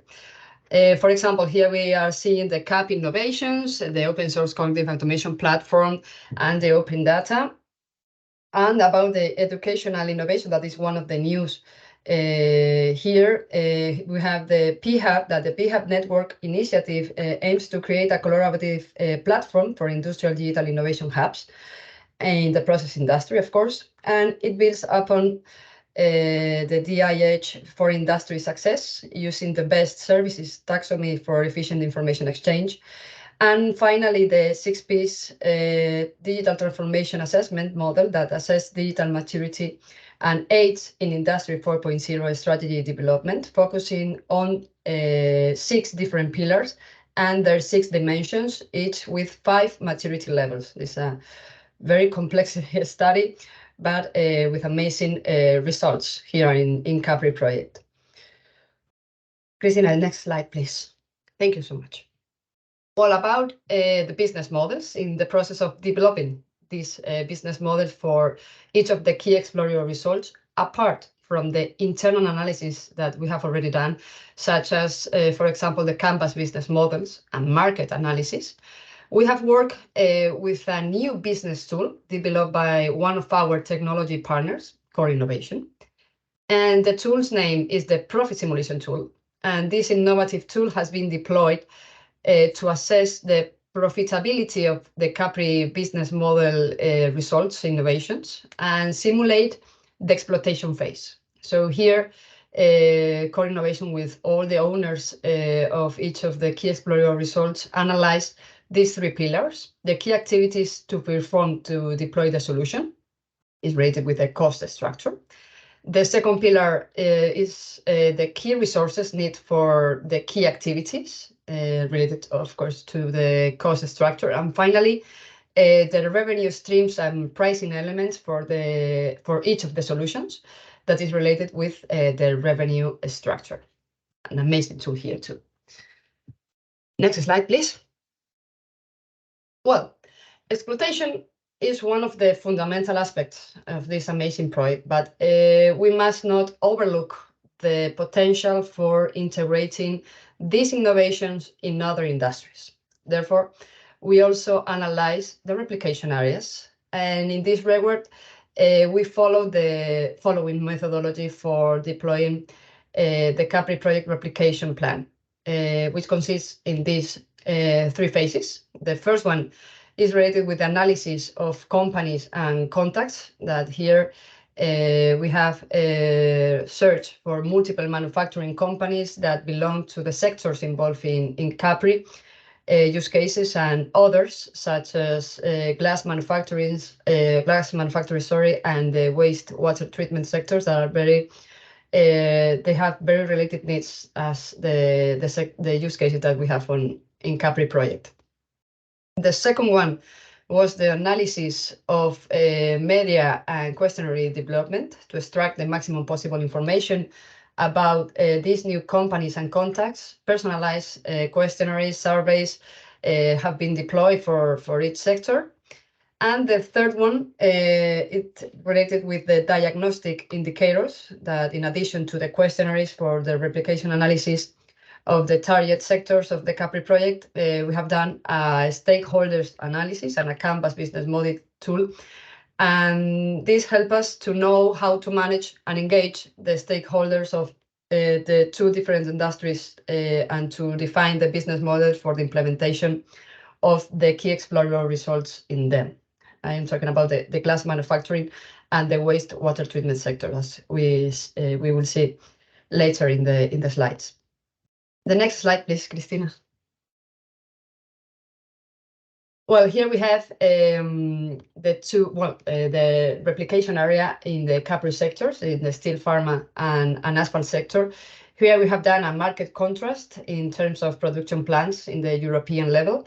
And of course, we have sent several questionnaires to check the technical feasibility of the innovations defined for the replication. As an example, in the next slide, we have an example of in the steel use case. Please, Cristina, you can go to the next slide. Thank you. In the CSS1, the steel tracking sensor, initially it was considered that this cognitive sensor could apply to aluminium and copper manufacturing companies besides the steel producers. So CSS1 could apply to their processes, and the experts that we have contact mentioned common factors regarding how this care could be helpful. And the main factor that is mentioned by several experts is the traceability. And in this sense, they confirm that the sensor's ability to trace the product is very important for the steel industry too. So the main factor here, the product traceability, is the key point for the replication in these two target markets, the aluminium and the copper sector. this brief example. And finally, this I think my last slide. We evaluate the replication in other sectors besides the CAPRI use cases. And here we analyzed the replication in the water and glass industry. And related to the wastewater treatment, more than 300 contacts we have contacted. Constructors, operators, technical providers, all from Spain and Latin Americans. And related to the glass industry, more than 100 contacts were analyzed.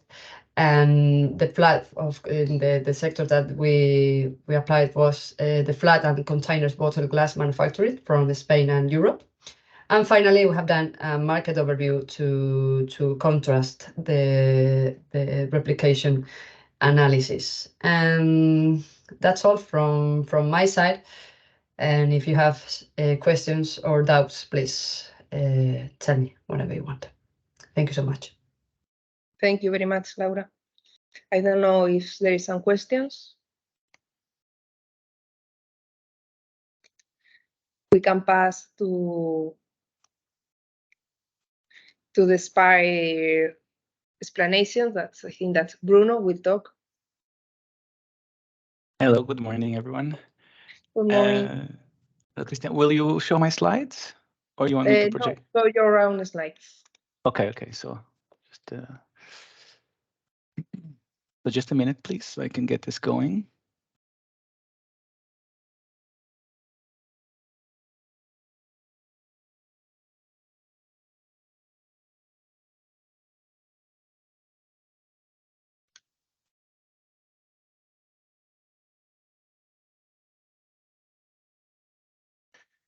Okay, I think it's working now. Yes. So super. Let me just, okay.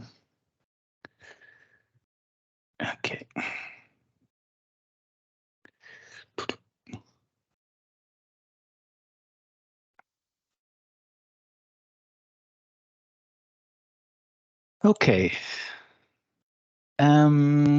So good morning, everyone. Thank you for inviting me to speak on behalf of Aspire and the Processes for Planet partnership. So my objective is for this brief talk is really to just give you an overview of the partnership, very briefly as well, and how CAPRI is already contributing to our goals, and most importantly, how we can support you to further develop your exploitable results that you just presented. So, starting with the partnership, it's a co-program partnership under Horizon Europe Pillar 2, Cluster 4, digital industry and space.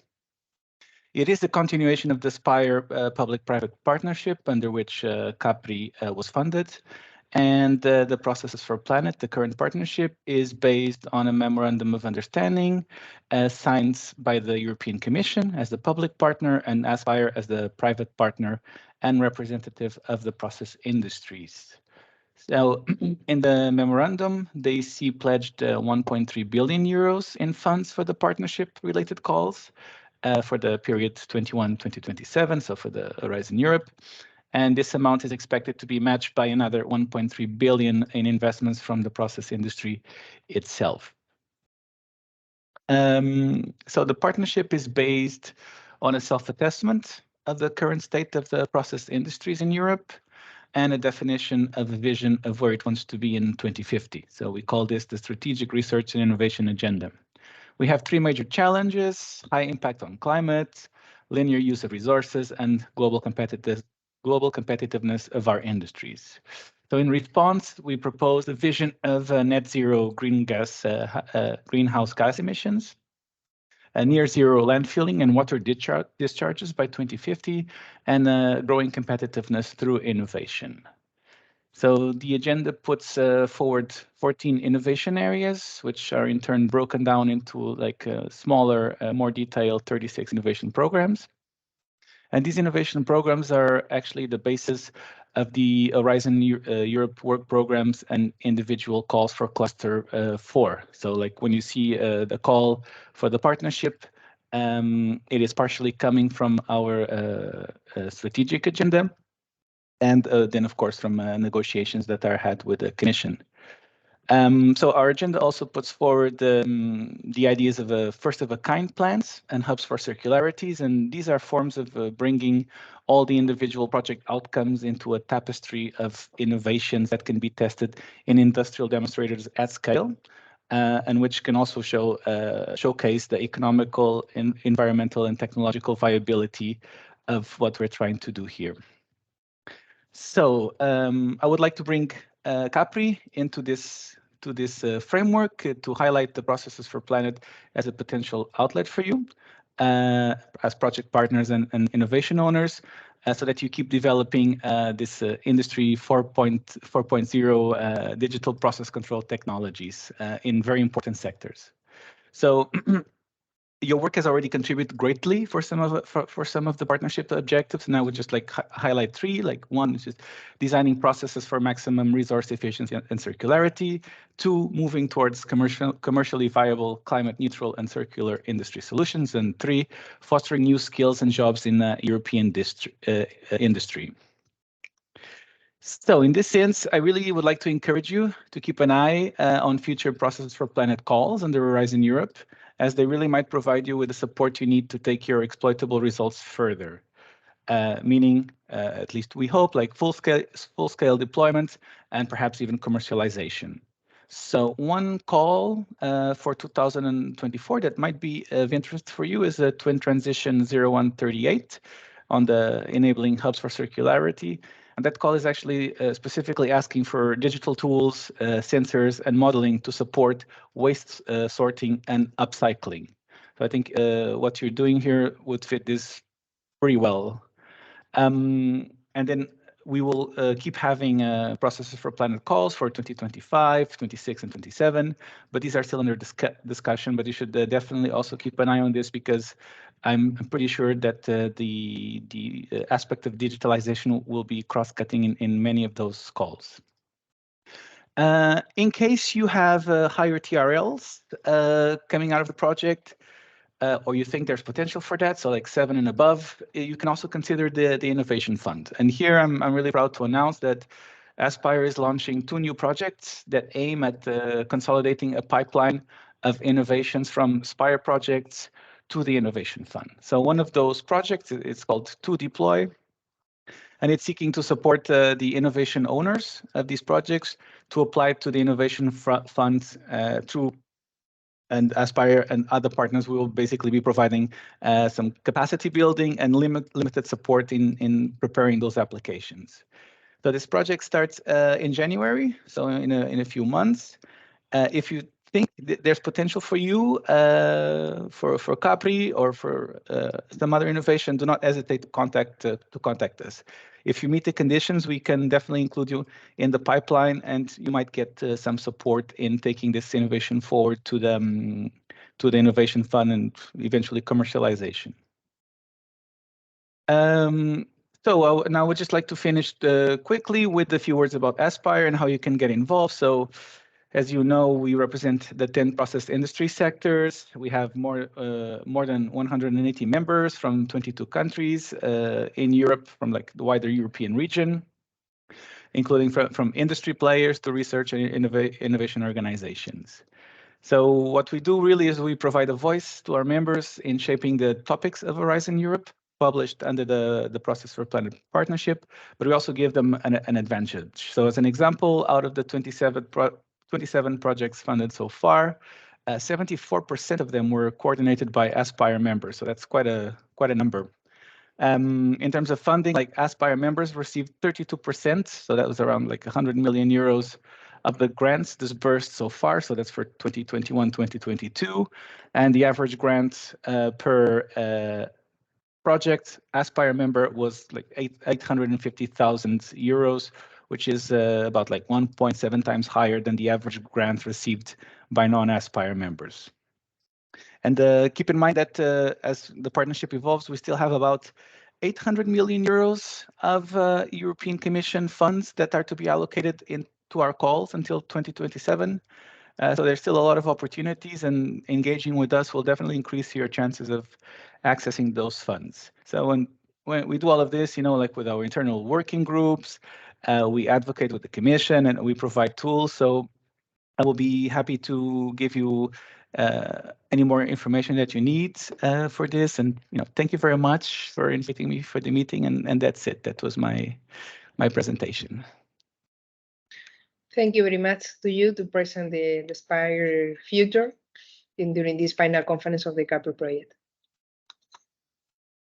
Any doubts for Bruno?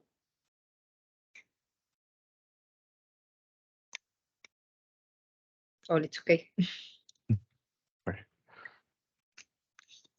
We can pass to the round table for the 3 use cases of the CAPRI project. That's about the main challenge of the developing cognitive systems for acquiring and managing data. The first question for the 3 owners from Ser, Rafael, and Selma. It's what are the challenges in data acquisition and management? The strengths and barriers encountered in the cognitive solutions and CAP development. So from Siden or Parts, what's your opinion about these questions, about the challenge? Well, this for us, I think I told a little bit about this in the presentation. Has been a challenge because we have to combine data from different sources, and this concept of niches. Really, sometimes from many years, there have been a development in the steel sector, and it's quite mature in some aspects. But for example, combining data from different sources, from different plants, really, this has been a challenge for us, and it has been something that we are not used to in general. And I think that at the same time, as it is working, has been a success. This is one of the important successes for us in the project.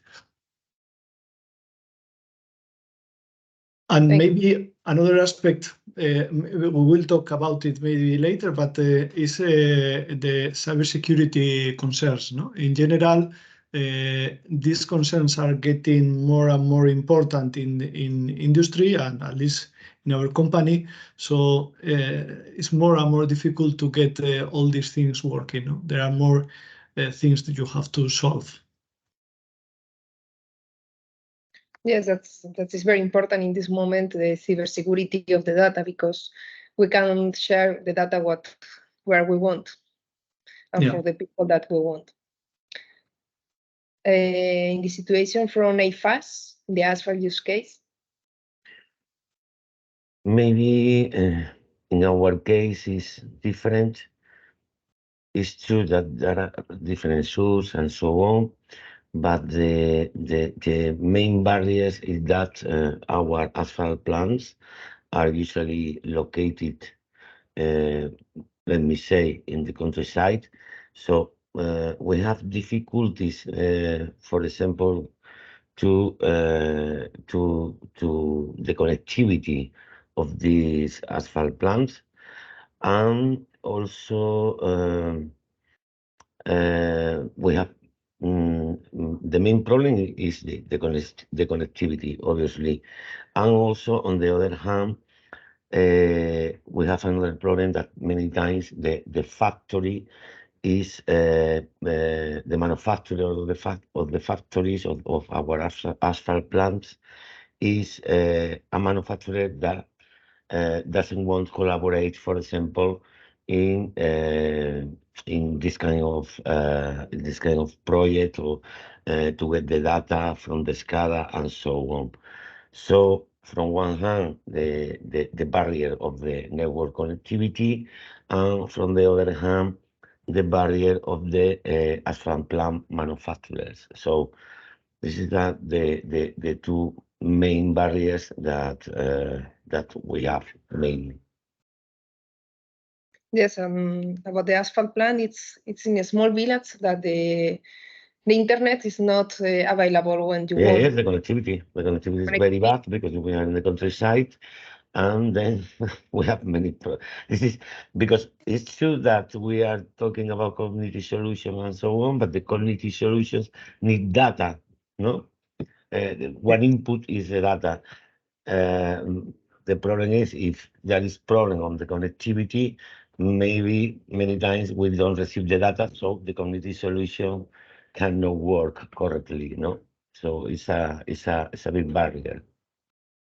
Very big for the digitalization of the plants. Well, yesterday we was talking with our IT department, and they are going to install, at least in this case, in Gerena asphalt plant, a fiber connection.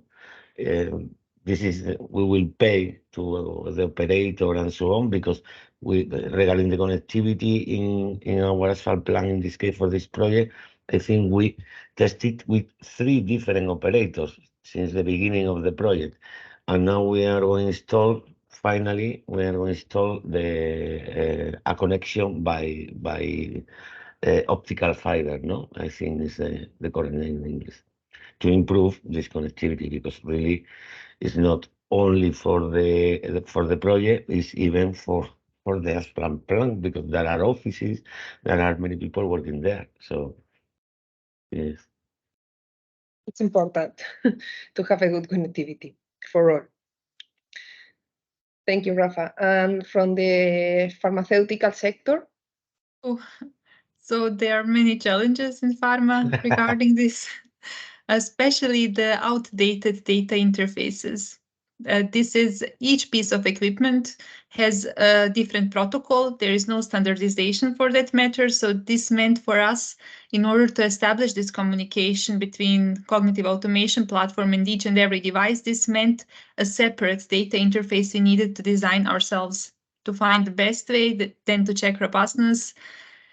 Some of devices don't even support OPC UA, so we needed to look for some transition solutions, for example, to convert DA to UA and then bring it to our main server. So this is the number 1 issue we had. Number 2 was also related to data management. So basically, we have a database, we store our data, and this data is not that easy to interpret. Even when we have everything is timely scheduled in different way. You need really smart tools to make some sense, because in pharma, at the end, we want to know everything about the final product. But what we measure is somewhere before. And the final thing was also the equipment. For example, we have a tablet press that would be perfectly suitable to have a control concept. However, equipment manufacturer themselves, they don't want to allow us to write to equipment. And what can we do? Then we can build a nice operator concept, but that's the most we can do, because equipment manufacturer is providing you from digitalizing your line. One challenge in the pharmaceutical sector is the data that you have to interpret correctly without any doubt of interpretation, because if you interpret something wrong, the final product can be damaged for the people. Mm-hmm.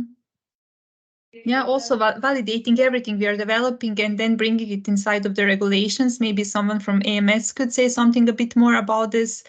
It's very, very challenging indeed. There is someone that are connected and wants to add more impressions about the challenge in the data acquisition and management from AMS or something, or other partners.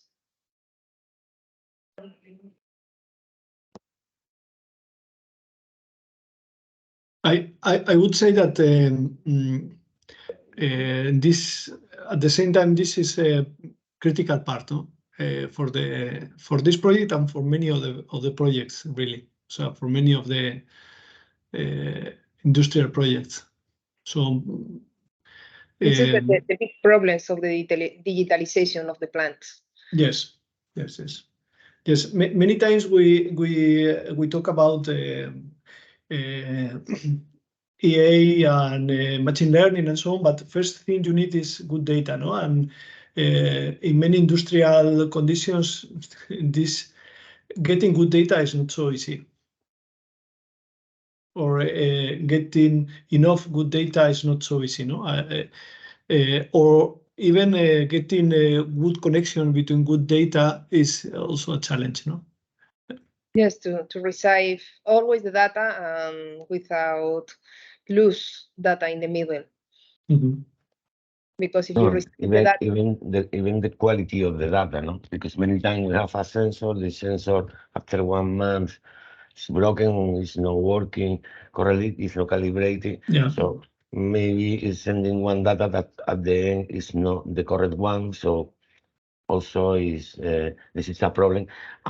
Mainly this problem is higher maybe for steel and even for asphalt, because we are in boundary conditions in a totally different maybe to the thermal condition that I don't know if you agree, I said, but Yes, but- if we are in the countryside or we are in bigger factories, pharma maybe they can control better the boundary conditions of the process, no?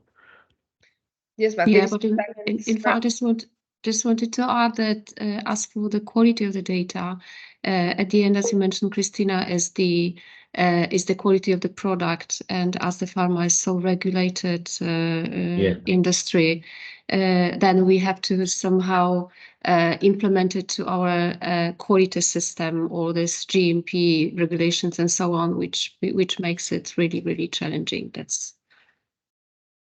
definitely the challenge. It's a very big difference about the asphalt and the steel sectors because they have very hard conditions of production. And in the pharmaceutical, the production is very controlled, but a very small change in the production, it's the product have to be waste. And the asphalt and the steel will have a short time to manage some problems, and we can accept some product without something or with small changes in the product quality. Yes, the responsibility is completely different in this sense. But I think that this is a good example to show that even the concept of data quality depends a lot on the data on the process really you are understanding or you are describing, no? And the more data you get, the more difficult it is to control them. So it's maybe at the beginning when you start with concrete data for one thing, you control it a lot. But when you get more and more and more, it's more difficult to check if the sensors are working well, to check if there is a problem of tracking in some part, or I think that this is one of the challenges always. The more data you get, the more difficult it is to check them properly, no? And I think that this is in general for all the industries, because we are getting more and more data. It's easier to get more data now. For that, we have to use cognitive solutions also. Yeah, it's true. You have to use the cognition to manage all the amount of data we are generated. Yes, it's true. All these very interesting things that Nenad is doing, and all these models that are capable of checking things semi-automatically. This is very interesting. Thanks. Thank you. Actually, if I may say, I do believe this is the only way to cope with this huge amount of data, unpredictability, unknowns. You cannot develop. I have also experience from other projects, as you know, and usually there is no way around to exploit the data in this unsupervised way, to understand actually, or to have the good methods to help you to understand with data what are the problem zones. So to scope a little bit, to narrow actually the problem, this is, I would say, the most important value of data. And this is why I today changed this third step in our process as I haven't changed today. I changed time ago, after having variations and after understanding variations, we are trying to understand the impact of variations on behavior of the systems. And this is the key that you are considering, as already mentioned in my presentation. Some variations in the process are indicating some problems in the process. If everything in data is okay, then everything should be fine also with the process. But when something starts to fluctuate, to be very dynamic in the data, then it is kind of the sign for action. And this is why I once again do believe, because you have a lot of parameters, all of them are more or less important. You cannot really come up with let's say reasonable approach which is led by an expert. So the expert is saying, look at this, look at that. No, from my point of view, data and data analytics is doing its job, digesting the data and then presenting to the human expert some conclusions which are sound, and then the expert can say, as I presented in our still use case, you see the charts, you see the red zones, you see the green zones, then you are asking yourself, okay, what are the root causes, and so on and so on. We are now working also on the third chart, unusuality, which will be extending also this decision-making process. But once again, based on my experience, there is really no way around this using data in an unsupervised way from the very beginning, and then including the human experts in understanding the behavior. Thanks. Thank you, Thank Nena, you. for your approach. Yeah.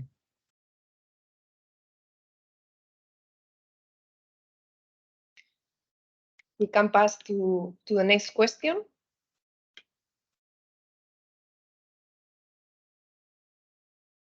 This is related to the challenge to achieve the digital transformation. Always the plant need retrofitting. In each use case, what are the situation? We can start from the pharma use case. Yeah, so as said, main challenges are regulatories. And this is actually the reason why we are presenting the results of the CAPRI project next month to the regulatories to see their perspective. For example, we have a very nice model. It works very accurately. But what do you say? How should we validate it really during the life cycle? So first of all, answering these questions officially. And then also the plant, the equipment we are using, really to open it for the control concepts, because pharma is, compared to any other industry, completely closed to accepting these solutions. Just to implement the same solutions in other Consigna 25 lines. Yes, exactly. From Sidenor? I think that digital transformation is a very big word, no? Very big two words, really. No? I always have the feeling that this started really many years ago when we started using PLCs and when we started with, let's say, sensors, with controls and this kind of things. But we still have a lot of things to do, no? Because for us, sometimes getting a small improvement in one aspect gets very costly in times of effort, sometimes costly in times of economic effort too, but of personal effort. So, for example, the tracking was one of our cognitive solutions. We have improved, but we still have many things we can improve there. And so I think that we have still many challenges. The challenges of tracking is one, challenges of integrating different types of data, I would say. I would say that we have already some experience from long ago of getting like a big metadata for the production. We are starting, and this project is a good exercise and a good example of that, or getting time series data coming from, let's say, sensors. But for example, integrating other kinds of data like images or thermal images, well, and many other things, no? Integrating the data you can get from the people, no? The small reports, the rights one. So there are still a lot of things ongoing, and I would say that it's for us used to be time consuming sometimes, a small step, and I think that this it's not because we are not doing a good job, or it's because there are many challenges from the security point of view, from the safety point of view, from the social point of view, and it's always easier to start something from the if you are in the background, if you don't have anything built. Start from zero is always easier than building around things that are already there. No?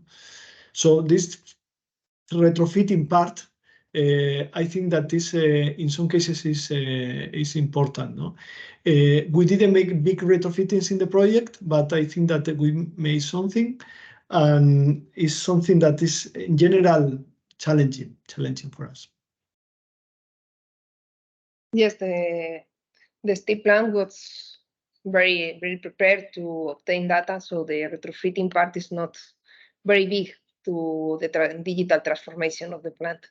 Mm-hmm. But for example, in the asphalt use case, the retrofitting of the plant finally was Well, very big. in our case, I would like to start. One thing is the digitalization of the asphalt plant. The digitalization of the asphalt plant is done since many years ago by the plant manufacturers and so on. The operator is managing one computer with one SCADA and so on. He can send email to us, to the or to the office, to the central office, to many people and so on. So one thing is the digitalization of the asphalt plant. And another thing is the digital transformation, that is where there is a problem, no? Because the digital transformation is going from a process of let me say, sensors and so on, to a process of cognitive solutions.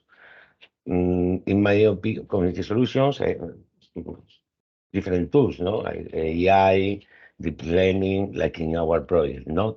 So we are a very, let me say, classic in construction. Really, we are a many classic sector, no. Where these kind of things are difficult to understand, because the main question is what we need. Firstly, we are preparing to receive all this data and manage of this data for something. There is a need. What is the improvement and so on. So from a process that is digitalized to the digital transformation is totally different. No, we are right now in a process where you receive, as I said, many data. You have to manage this data. The community solution have to manage this data. So really, the big challenge is, okay, I have all this data. What is the finality for my production? What is the finality for my business? So this is the main chance, no? Usually you have to think that one operator in our asphalt plant is a person that don't believe in this kind of this transformation many times. So we have also this barrier, no? Regarding the retrofitting, the retrofitting of to implement the project, we need a big effort. It's totally true, because we started from zero, no, we can say, with no connection to the network, with one SCADA that is not connected to the cloud, and also we were very ambitious, no, in order to have many solutions that give us, let me say, the capacity to measure and also to try to improve the process with this kind of tools, like the deep learning models, the AI, and so on. So when you start from zero to a digital transformation that is more or less near of the industry for the zero, really is the retrofitting and also the effort to get a real digital transformation is so high. It's so high, really.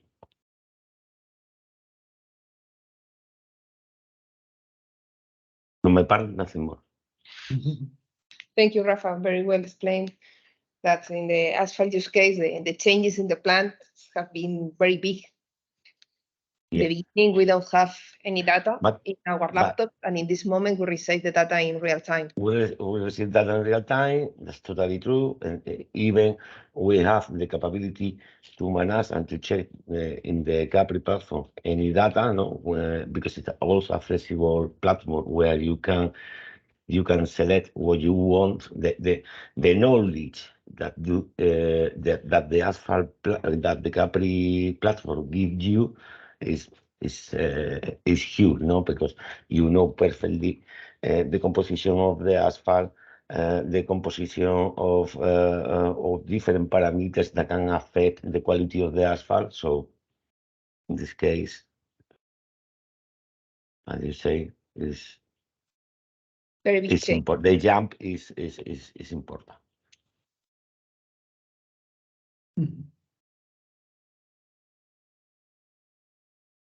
I don't know if someone wants to add something more about the digital transformation, the challenge in the digital transformation in the plants.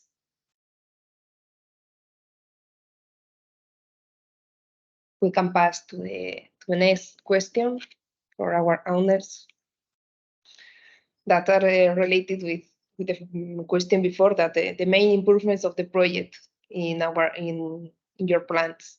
That's the asphalt use case. Rafael has been explaining that we have passed something. There are other improvements. The main improvements, that is the data we can show in our laptops. We can follow the production in real time from our house. That in the beginning in the project, if we want to know something of the production of the Llerena plant, we have to go to Llerena. Totally right. Really, really, right now, at the end, the final product, we can say, the frame of the final product of the project is within the CAPRI platform, So, as you say, in any computer right now, in any computer of our company, if you have the password and the username, you can check on-time data about the process, about the material, and so on. And also, even you can go one month before, for example, to check the production of 1 day, or to check the energy consumption.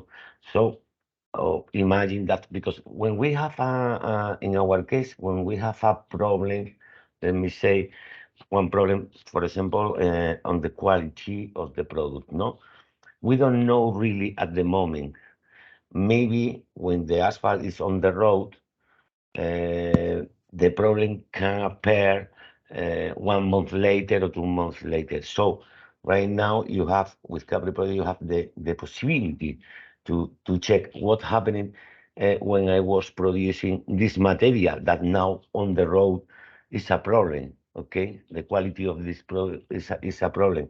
This is important, because at the end you have the traceability, of your product if you have a problem 1 month later or 2 months later, So this is maybe a big improvement in the asphalt use case, because you can check maybe that the temperature was not good enough. You can check that the composition of the asphalt that day for any problem in the process something like that. You can research on the data and also to try know what is the problem of that day, because you have the problem right now after 2 or 3 months, on the road. So this is a good improvement. Yes, to have a traceability of the data of the production, just to identify what can be the problem of the asphalt mix. Yeah, this is really interesting because we have a completely same situation in the pharma plant. Because at the end of the CAPRI, now we can analyze the production campaigns that were in the first year or in the second year, let this data using the simulator through the platform, and then see, oh, okay, this is the reason why we had the problem, because this mini batch was problematic. And this is an extremely useful thing for pharma, at least. Yes, I think that this question for me is related with the previous one, no? The digital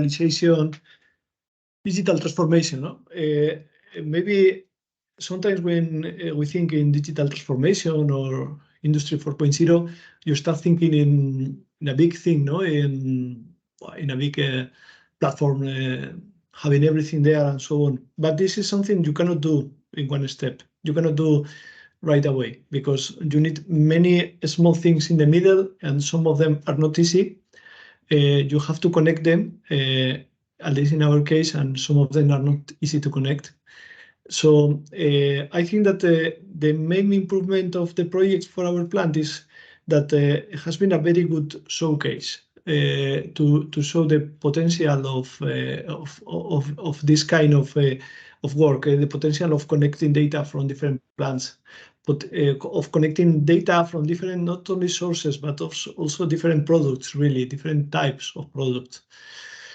I think that is the most successful attempt up to now in our plant to do this. And I still will have many other things to improve. No, it's just a step. No, we have to improve this, but has been a successful step. This digital twin, this magic word, no, that we use all the time, that we put about the bar. In this moment, we are closer, and we have shown in this project that we can be closer. And this is not a small thing, because in some moments this was not so clear. There are many difficulties in the middle that are not so easy to discover. For example, how to convert some data to others, how to convert liquid steel data to billet data to bars data, and this kind of things. No? So I would emphasize the connection of data, different data, sources of data. Not only that, in some cases, some of the data we are storing is the first time we are really storing them and showing them. Not others. Others, we were already doing it before, but this is the first time we are connecting all those data together and assigning them to a product and so on. So I think that this is interesting, quite interesting, and it's also a beginning, really, of more things. In the 3 use cases, the main improvement is related to the traceability of the production, just because. No, not only that, because also is something that is important, at least in our case, in asphalt production, is that we were talking about many data, no? For example, what are the bitumen content, what are the filler content in one asphalt mix. Right now, it's like, for example, in our sector, the quality control to check at laboratory level that your product meet the specification. This concept of quality control is the only concept that we have. I don't know, because we are working on a road. Sorry. There are many laboratories, one from the owner, another one from us, another one from the other contractor, and so on, to take samples and go to the laboratory and check the quality of the material. It's a quality control that and this concept in other industries, is going since year ago from the quality control to the quality assurance. At the end, with this data, you have a part of this quality assurance, because okay, I have the result of one test at laboratory level, but anyway, right now I know what is the result of the whole process, 1 day, 2 days, 1 month, regarding the specification of the product. So I can match, for example, on the platform. Okay, according to the data, what are the bitumen content in one asphalt mix? I can match every day for every asphalt mix and so on. So it's and I can check, I can do a statistic and so on. So it's also a jump from the quality control to the quality assurance. Okay, so this is I think that's also this concept in our case, because many times what we do at laboratory level is to check the composition, and right now, because of the data coming from the production plant, we know perfectly this, okay, without any test. And these data are specified as requirement from the Ministry of Roads or from different clients. So even for your client, you can say, okay, according to data, here you have the bitumen content of the sample, the composition of this day, the temperature of the material from the asphalt plant. So even this data can be exploitable even to satisfy the information that is needed from your client. Okay. It's important to know the composition of the materials that you want to use. Yes. And it's a very, very good improvement in the 3 use cases that in the CAPRI project. And this is related with the last question that I want to do to both. That the CAPRI version 2, is it possible to improve further your plans after the CAPRI project? Maybe you have identified some points that CAPRI don't covers. From AFAS? Yeah. I have to start? Yes. In my opinion, yes. It's possible. It's totally possible to improve many things. Many things.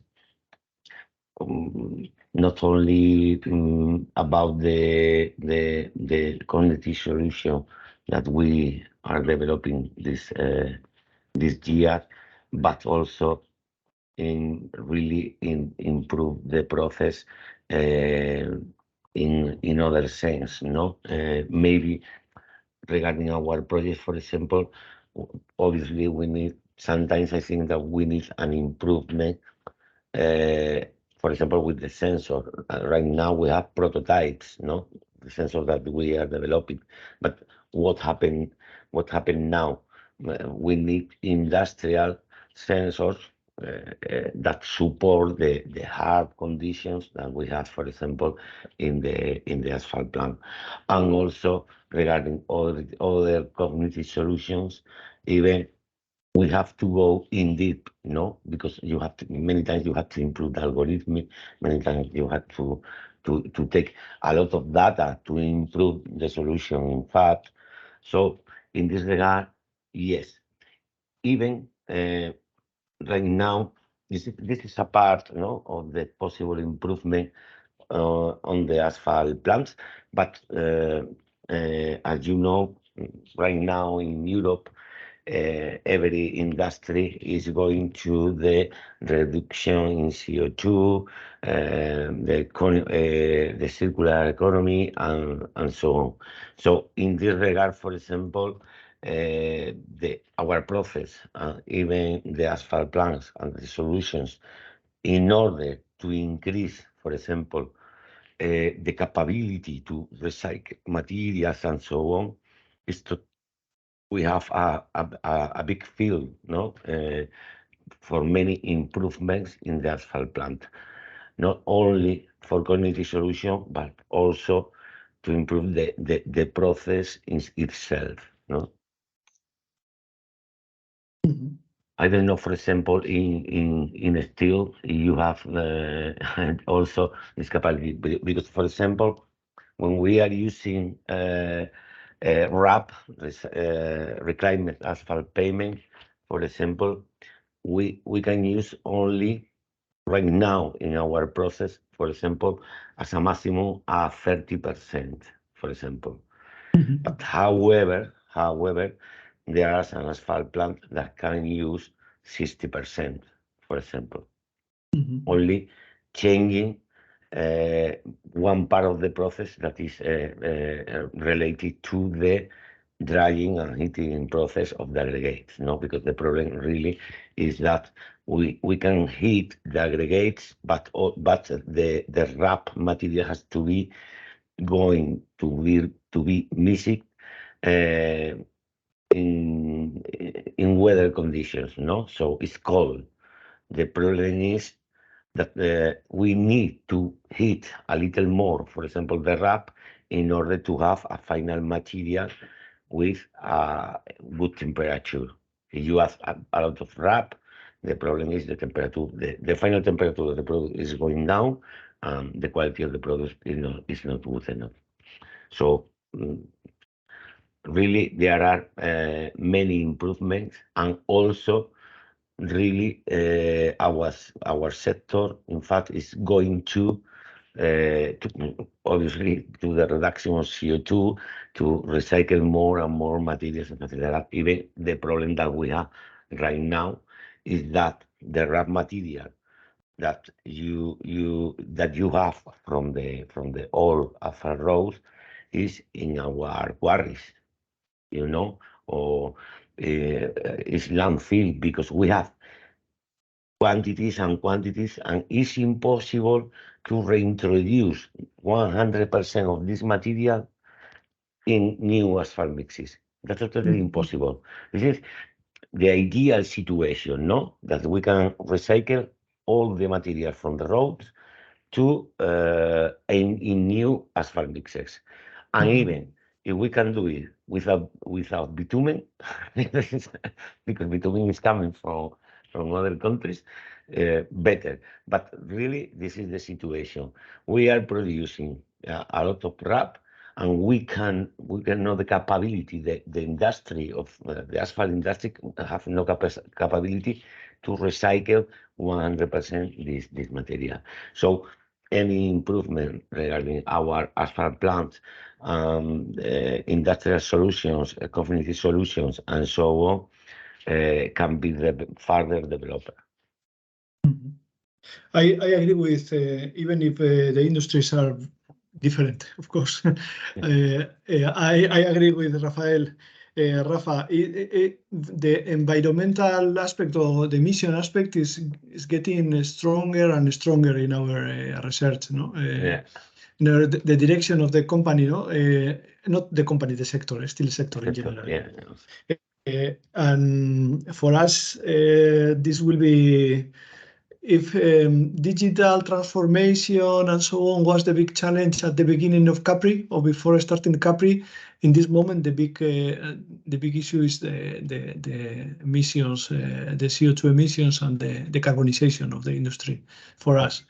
And I think that it's true that the tools that have been developed in CAPRI can be useful for that, or new tools can be also incorporated to a CAP platform for that, because we will need many data to understand the problems we have there, to check about possibilities, and well, we can incorporate more things in the CAP.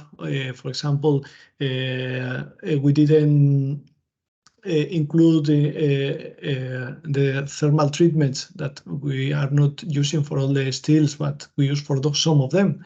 And this could be another interesting thing in our process. We have many things that we can incorporate. I still think that this project is an interesting step, but there are many steps ongoing. In one sense, in going in the same direction of including more data, learning more from them, getting better cognitive sensors, improving the cognitive sensors we already have, or including some new ones for another aspect maybe, but also thinking in new challenges, no? Like the decarbonization challenge, because decarbonization is something that affects the whole process, no? And in this project, we are already talking about the whole process, no? From the beginning to the end, no? So yes, in this sense, I think that there are many, many possibilities for the future. This is really like a beginning of many things. From the pharmaceutical sector. Yeah, it's interesting how as many same topics and points we have in this sense. And yes, CAPRI now part 2 would be actually really interesting, because last 6 months have shown us what are the interesting things that we, for example, didn't know at the beginning to include in the cognitive automation platform. And now, now our plant operators are really engaged and accepting this transformation and telling us, oh, but it would be interesting also to see this and to see that. And they are actually the process experts who know these things. So I think CAPRI and the automation platform for the pharma use case is going to be further developed over the next years.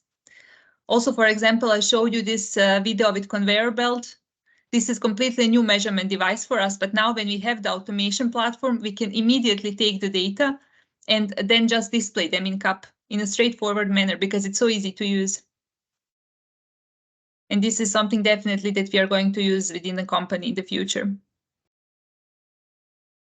These things are very interesting, and we're together with Bruno Mesquita that maybe can help us to create a new project. Yes.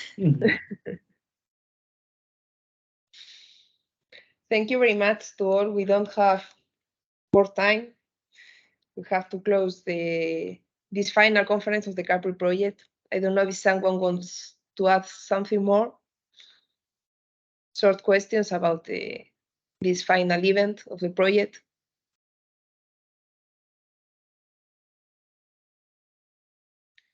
If not, thank you very much to our participants, in especial from our owners of the plants, and to all the consortium to develop this project and with these good results.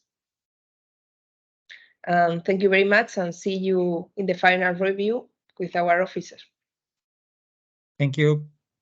Thank you very much. Thank you so much. Thank you. It's a Bye. pleasure. Thank you. Bye. Thank you all. Bye. Bye. Thank you. Thank you very much. Bye.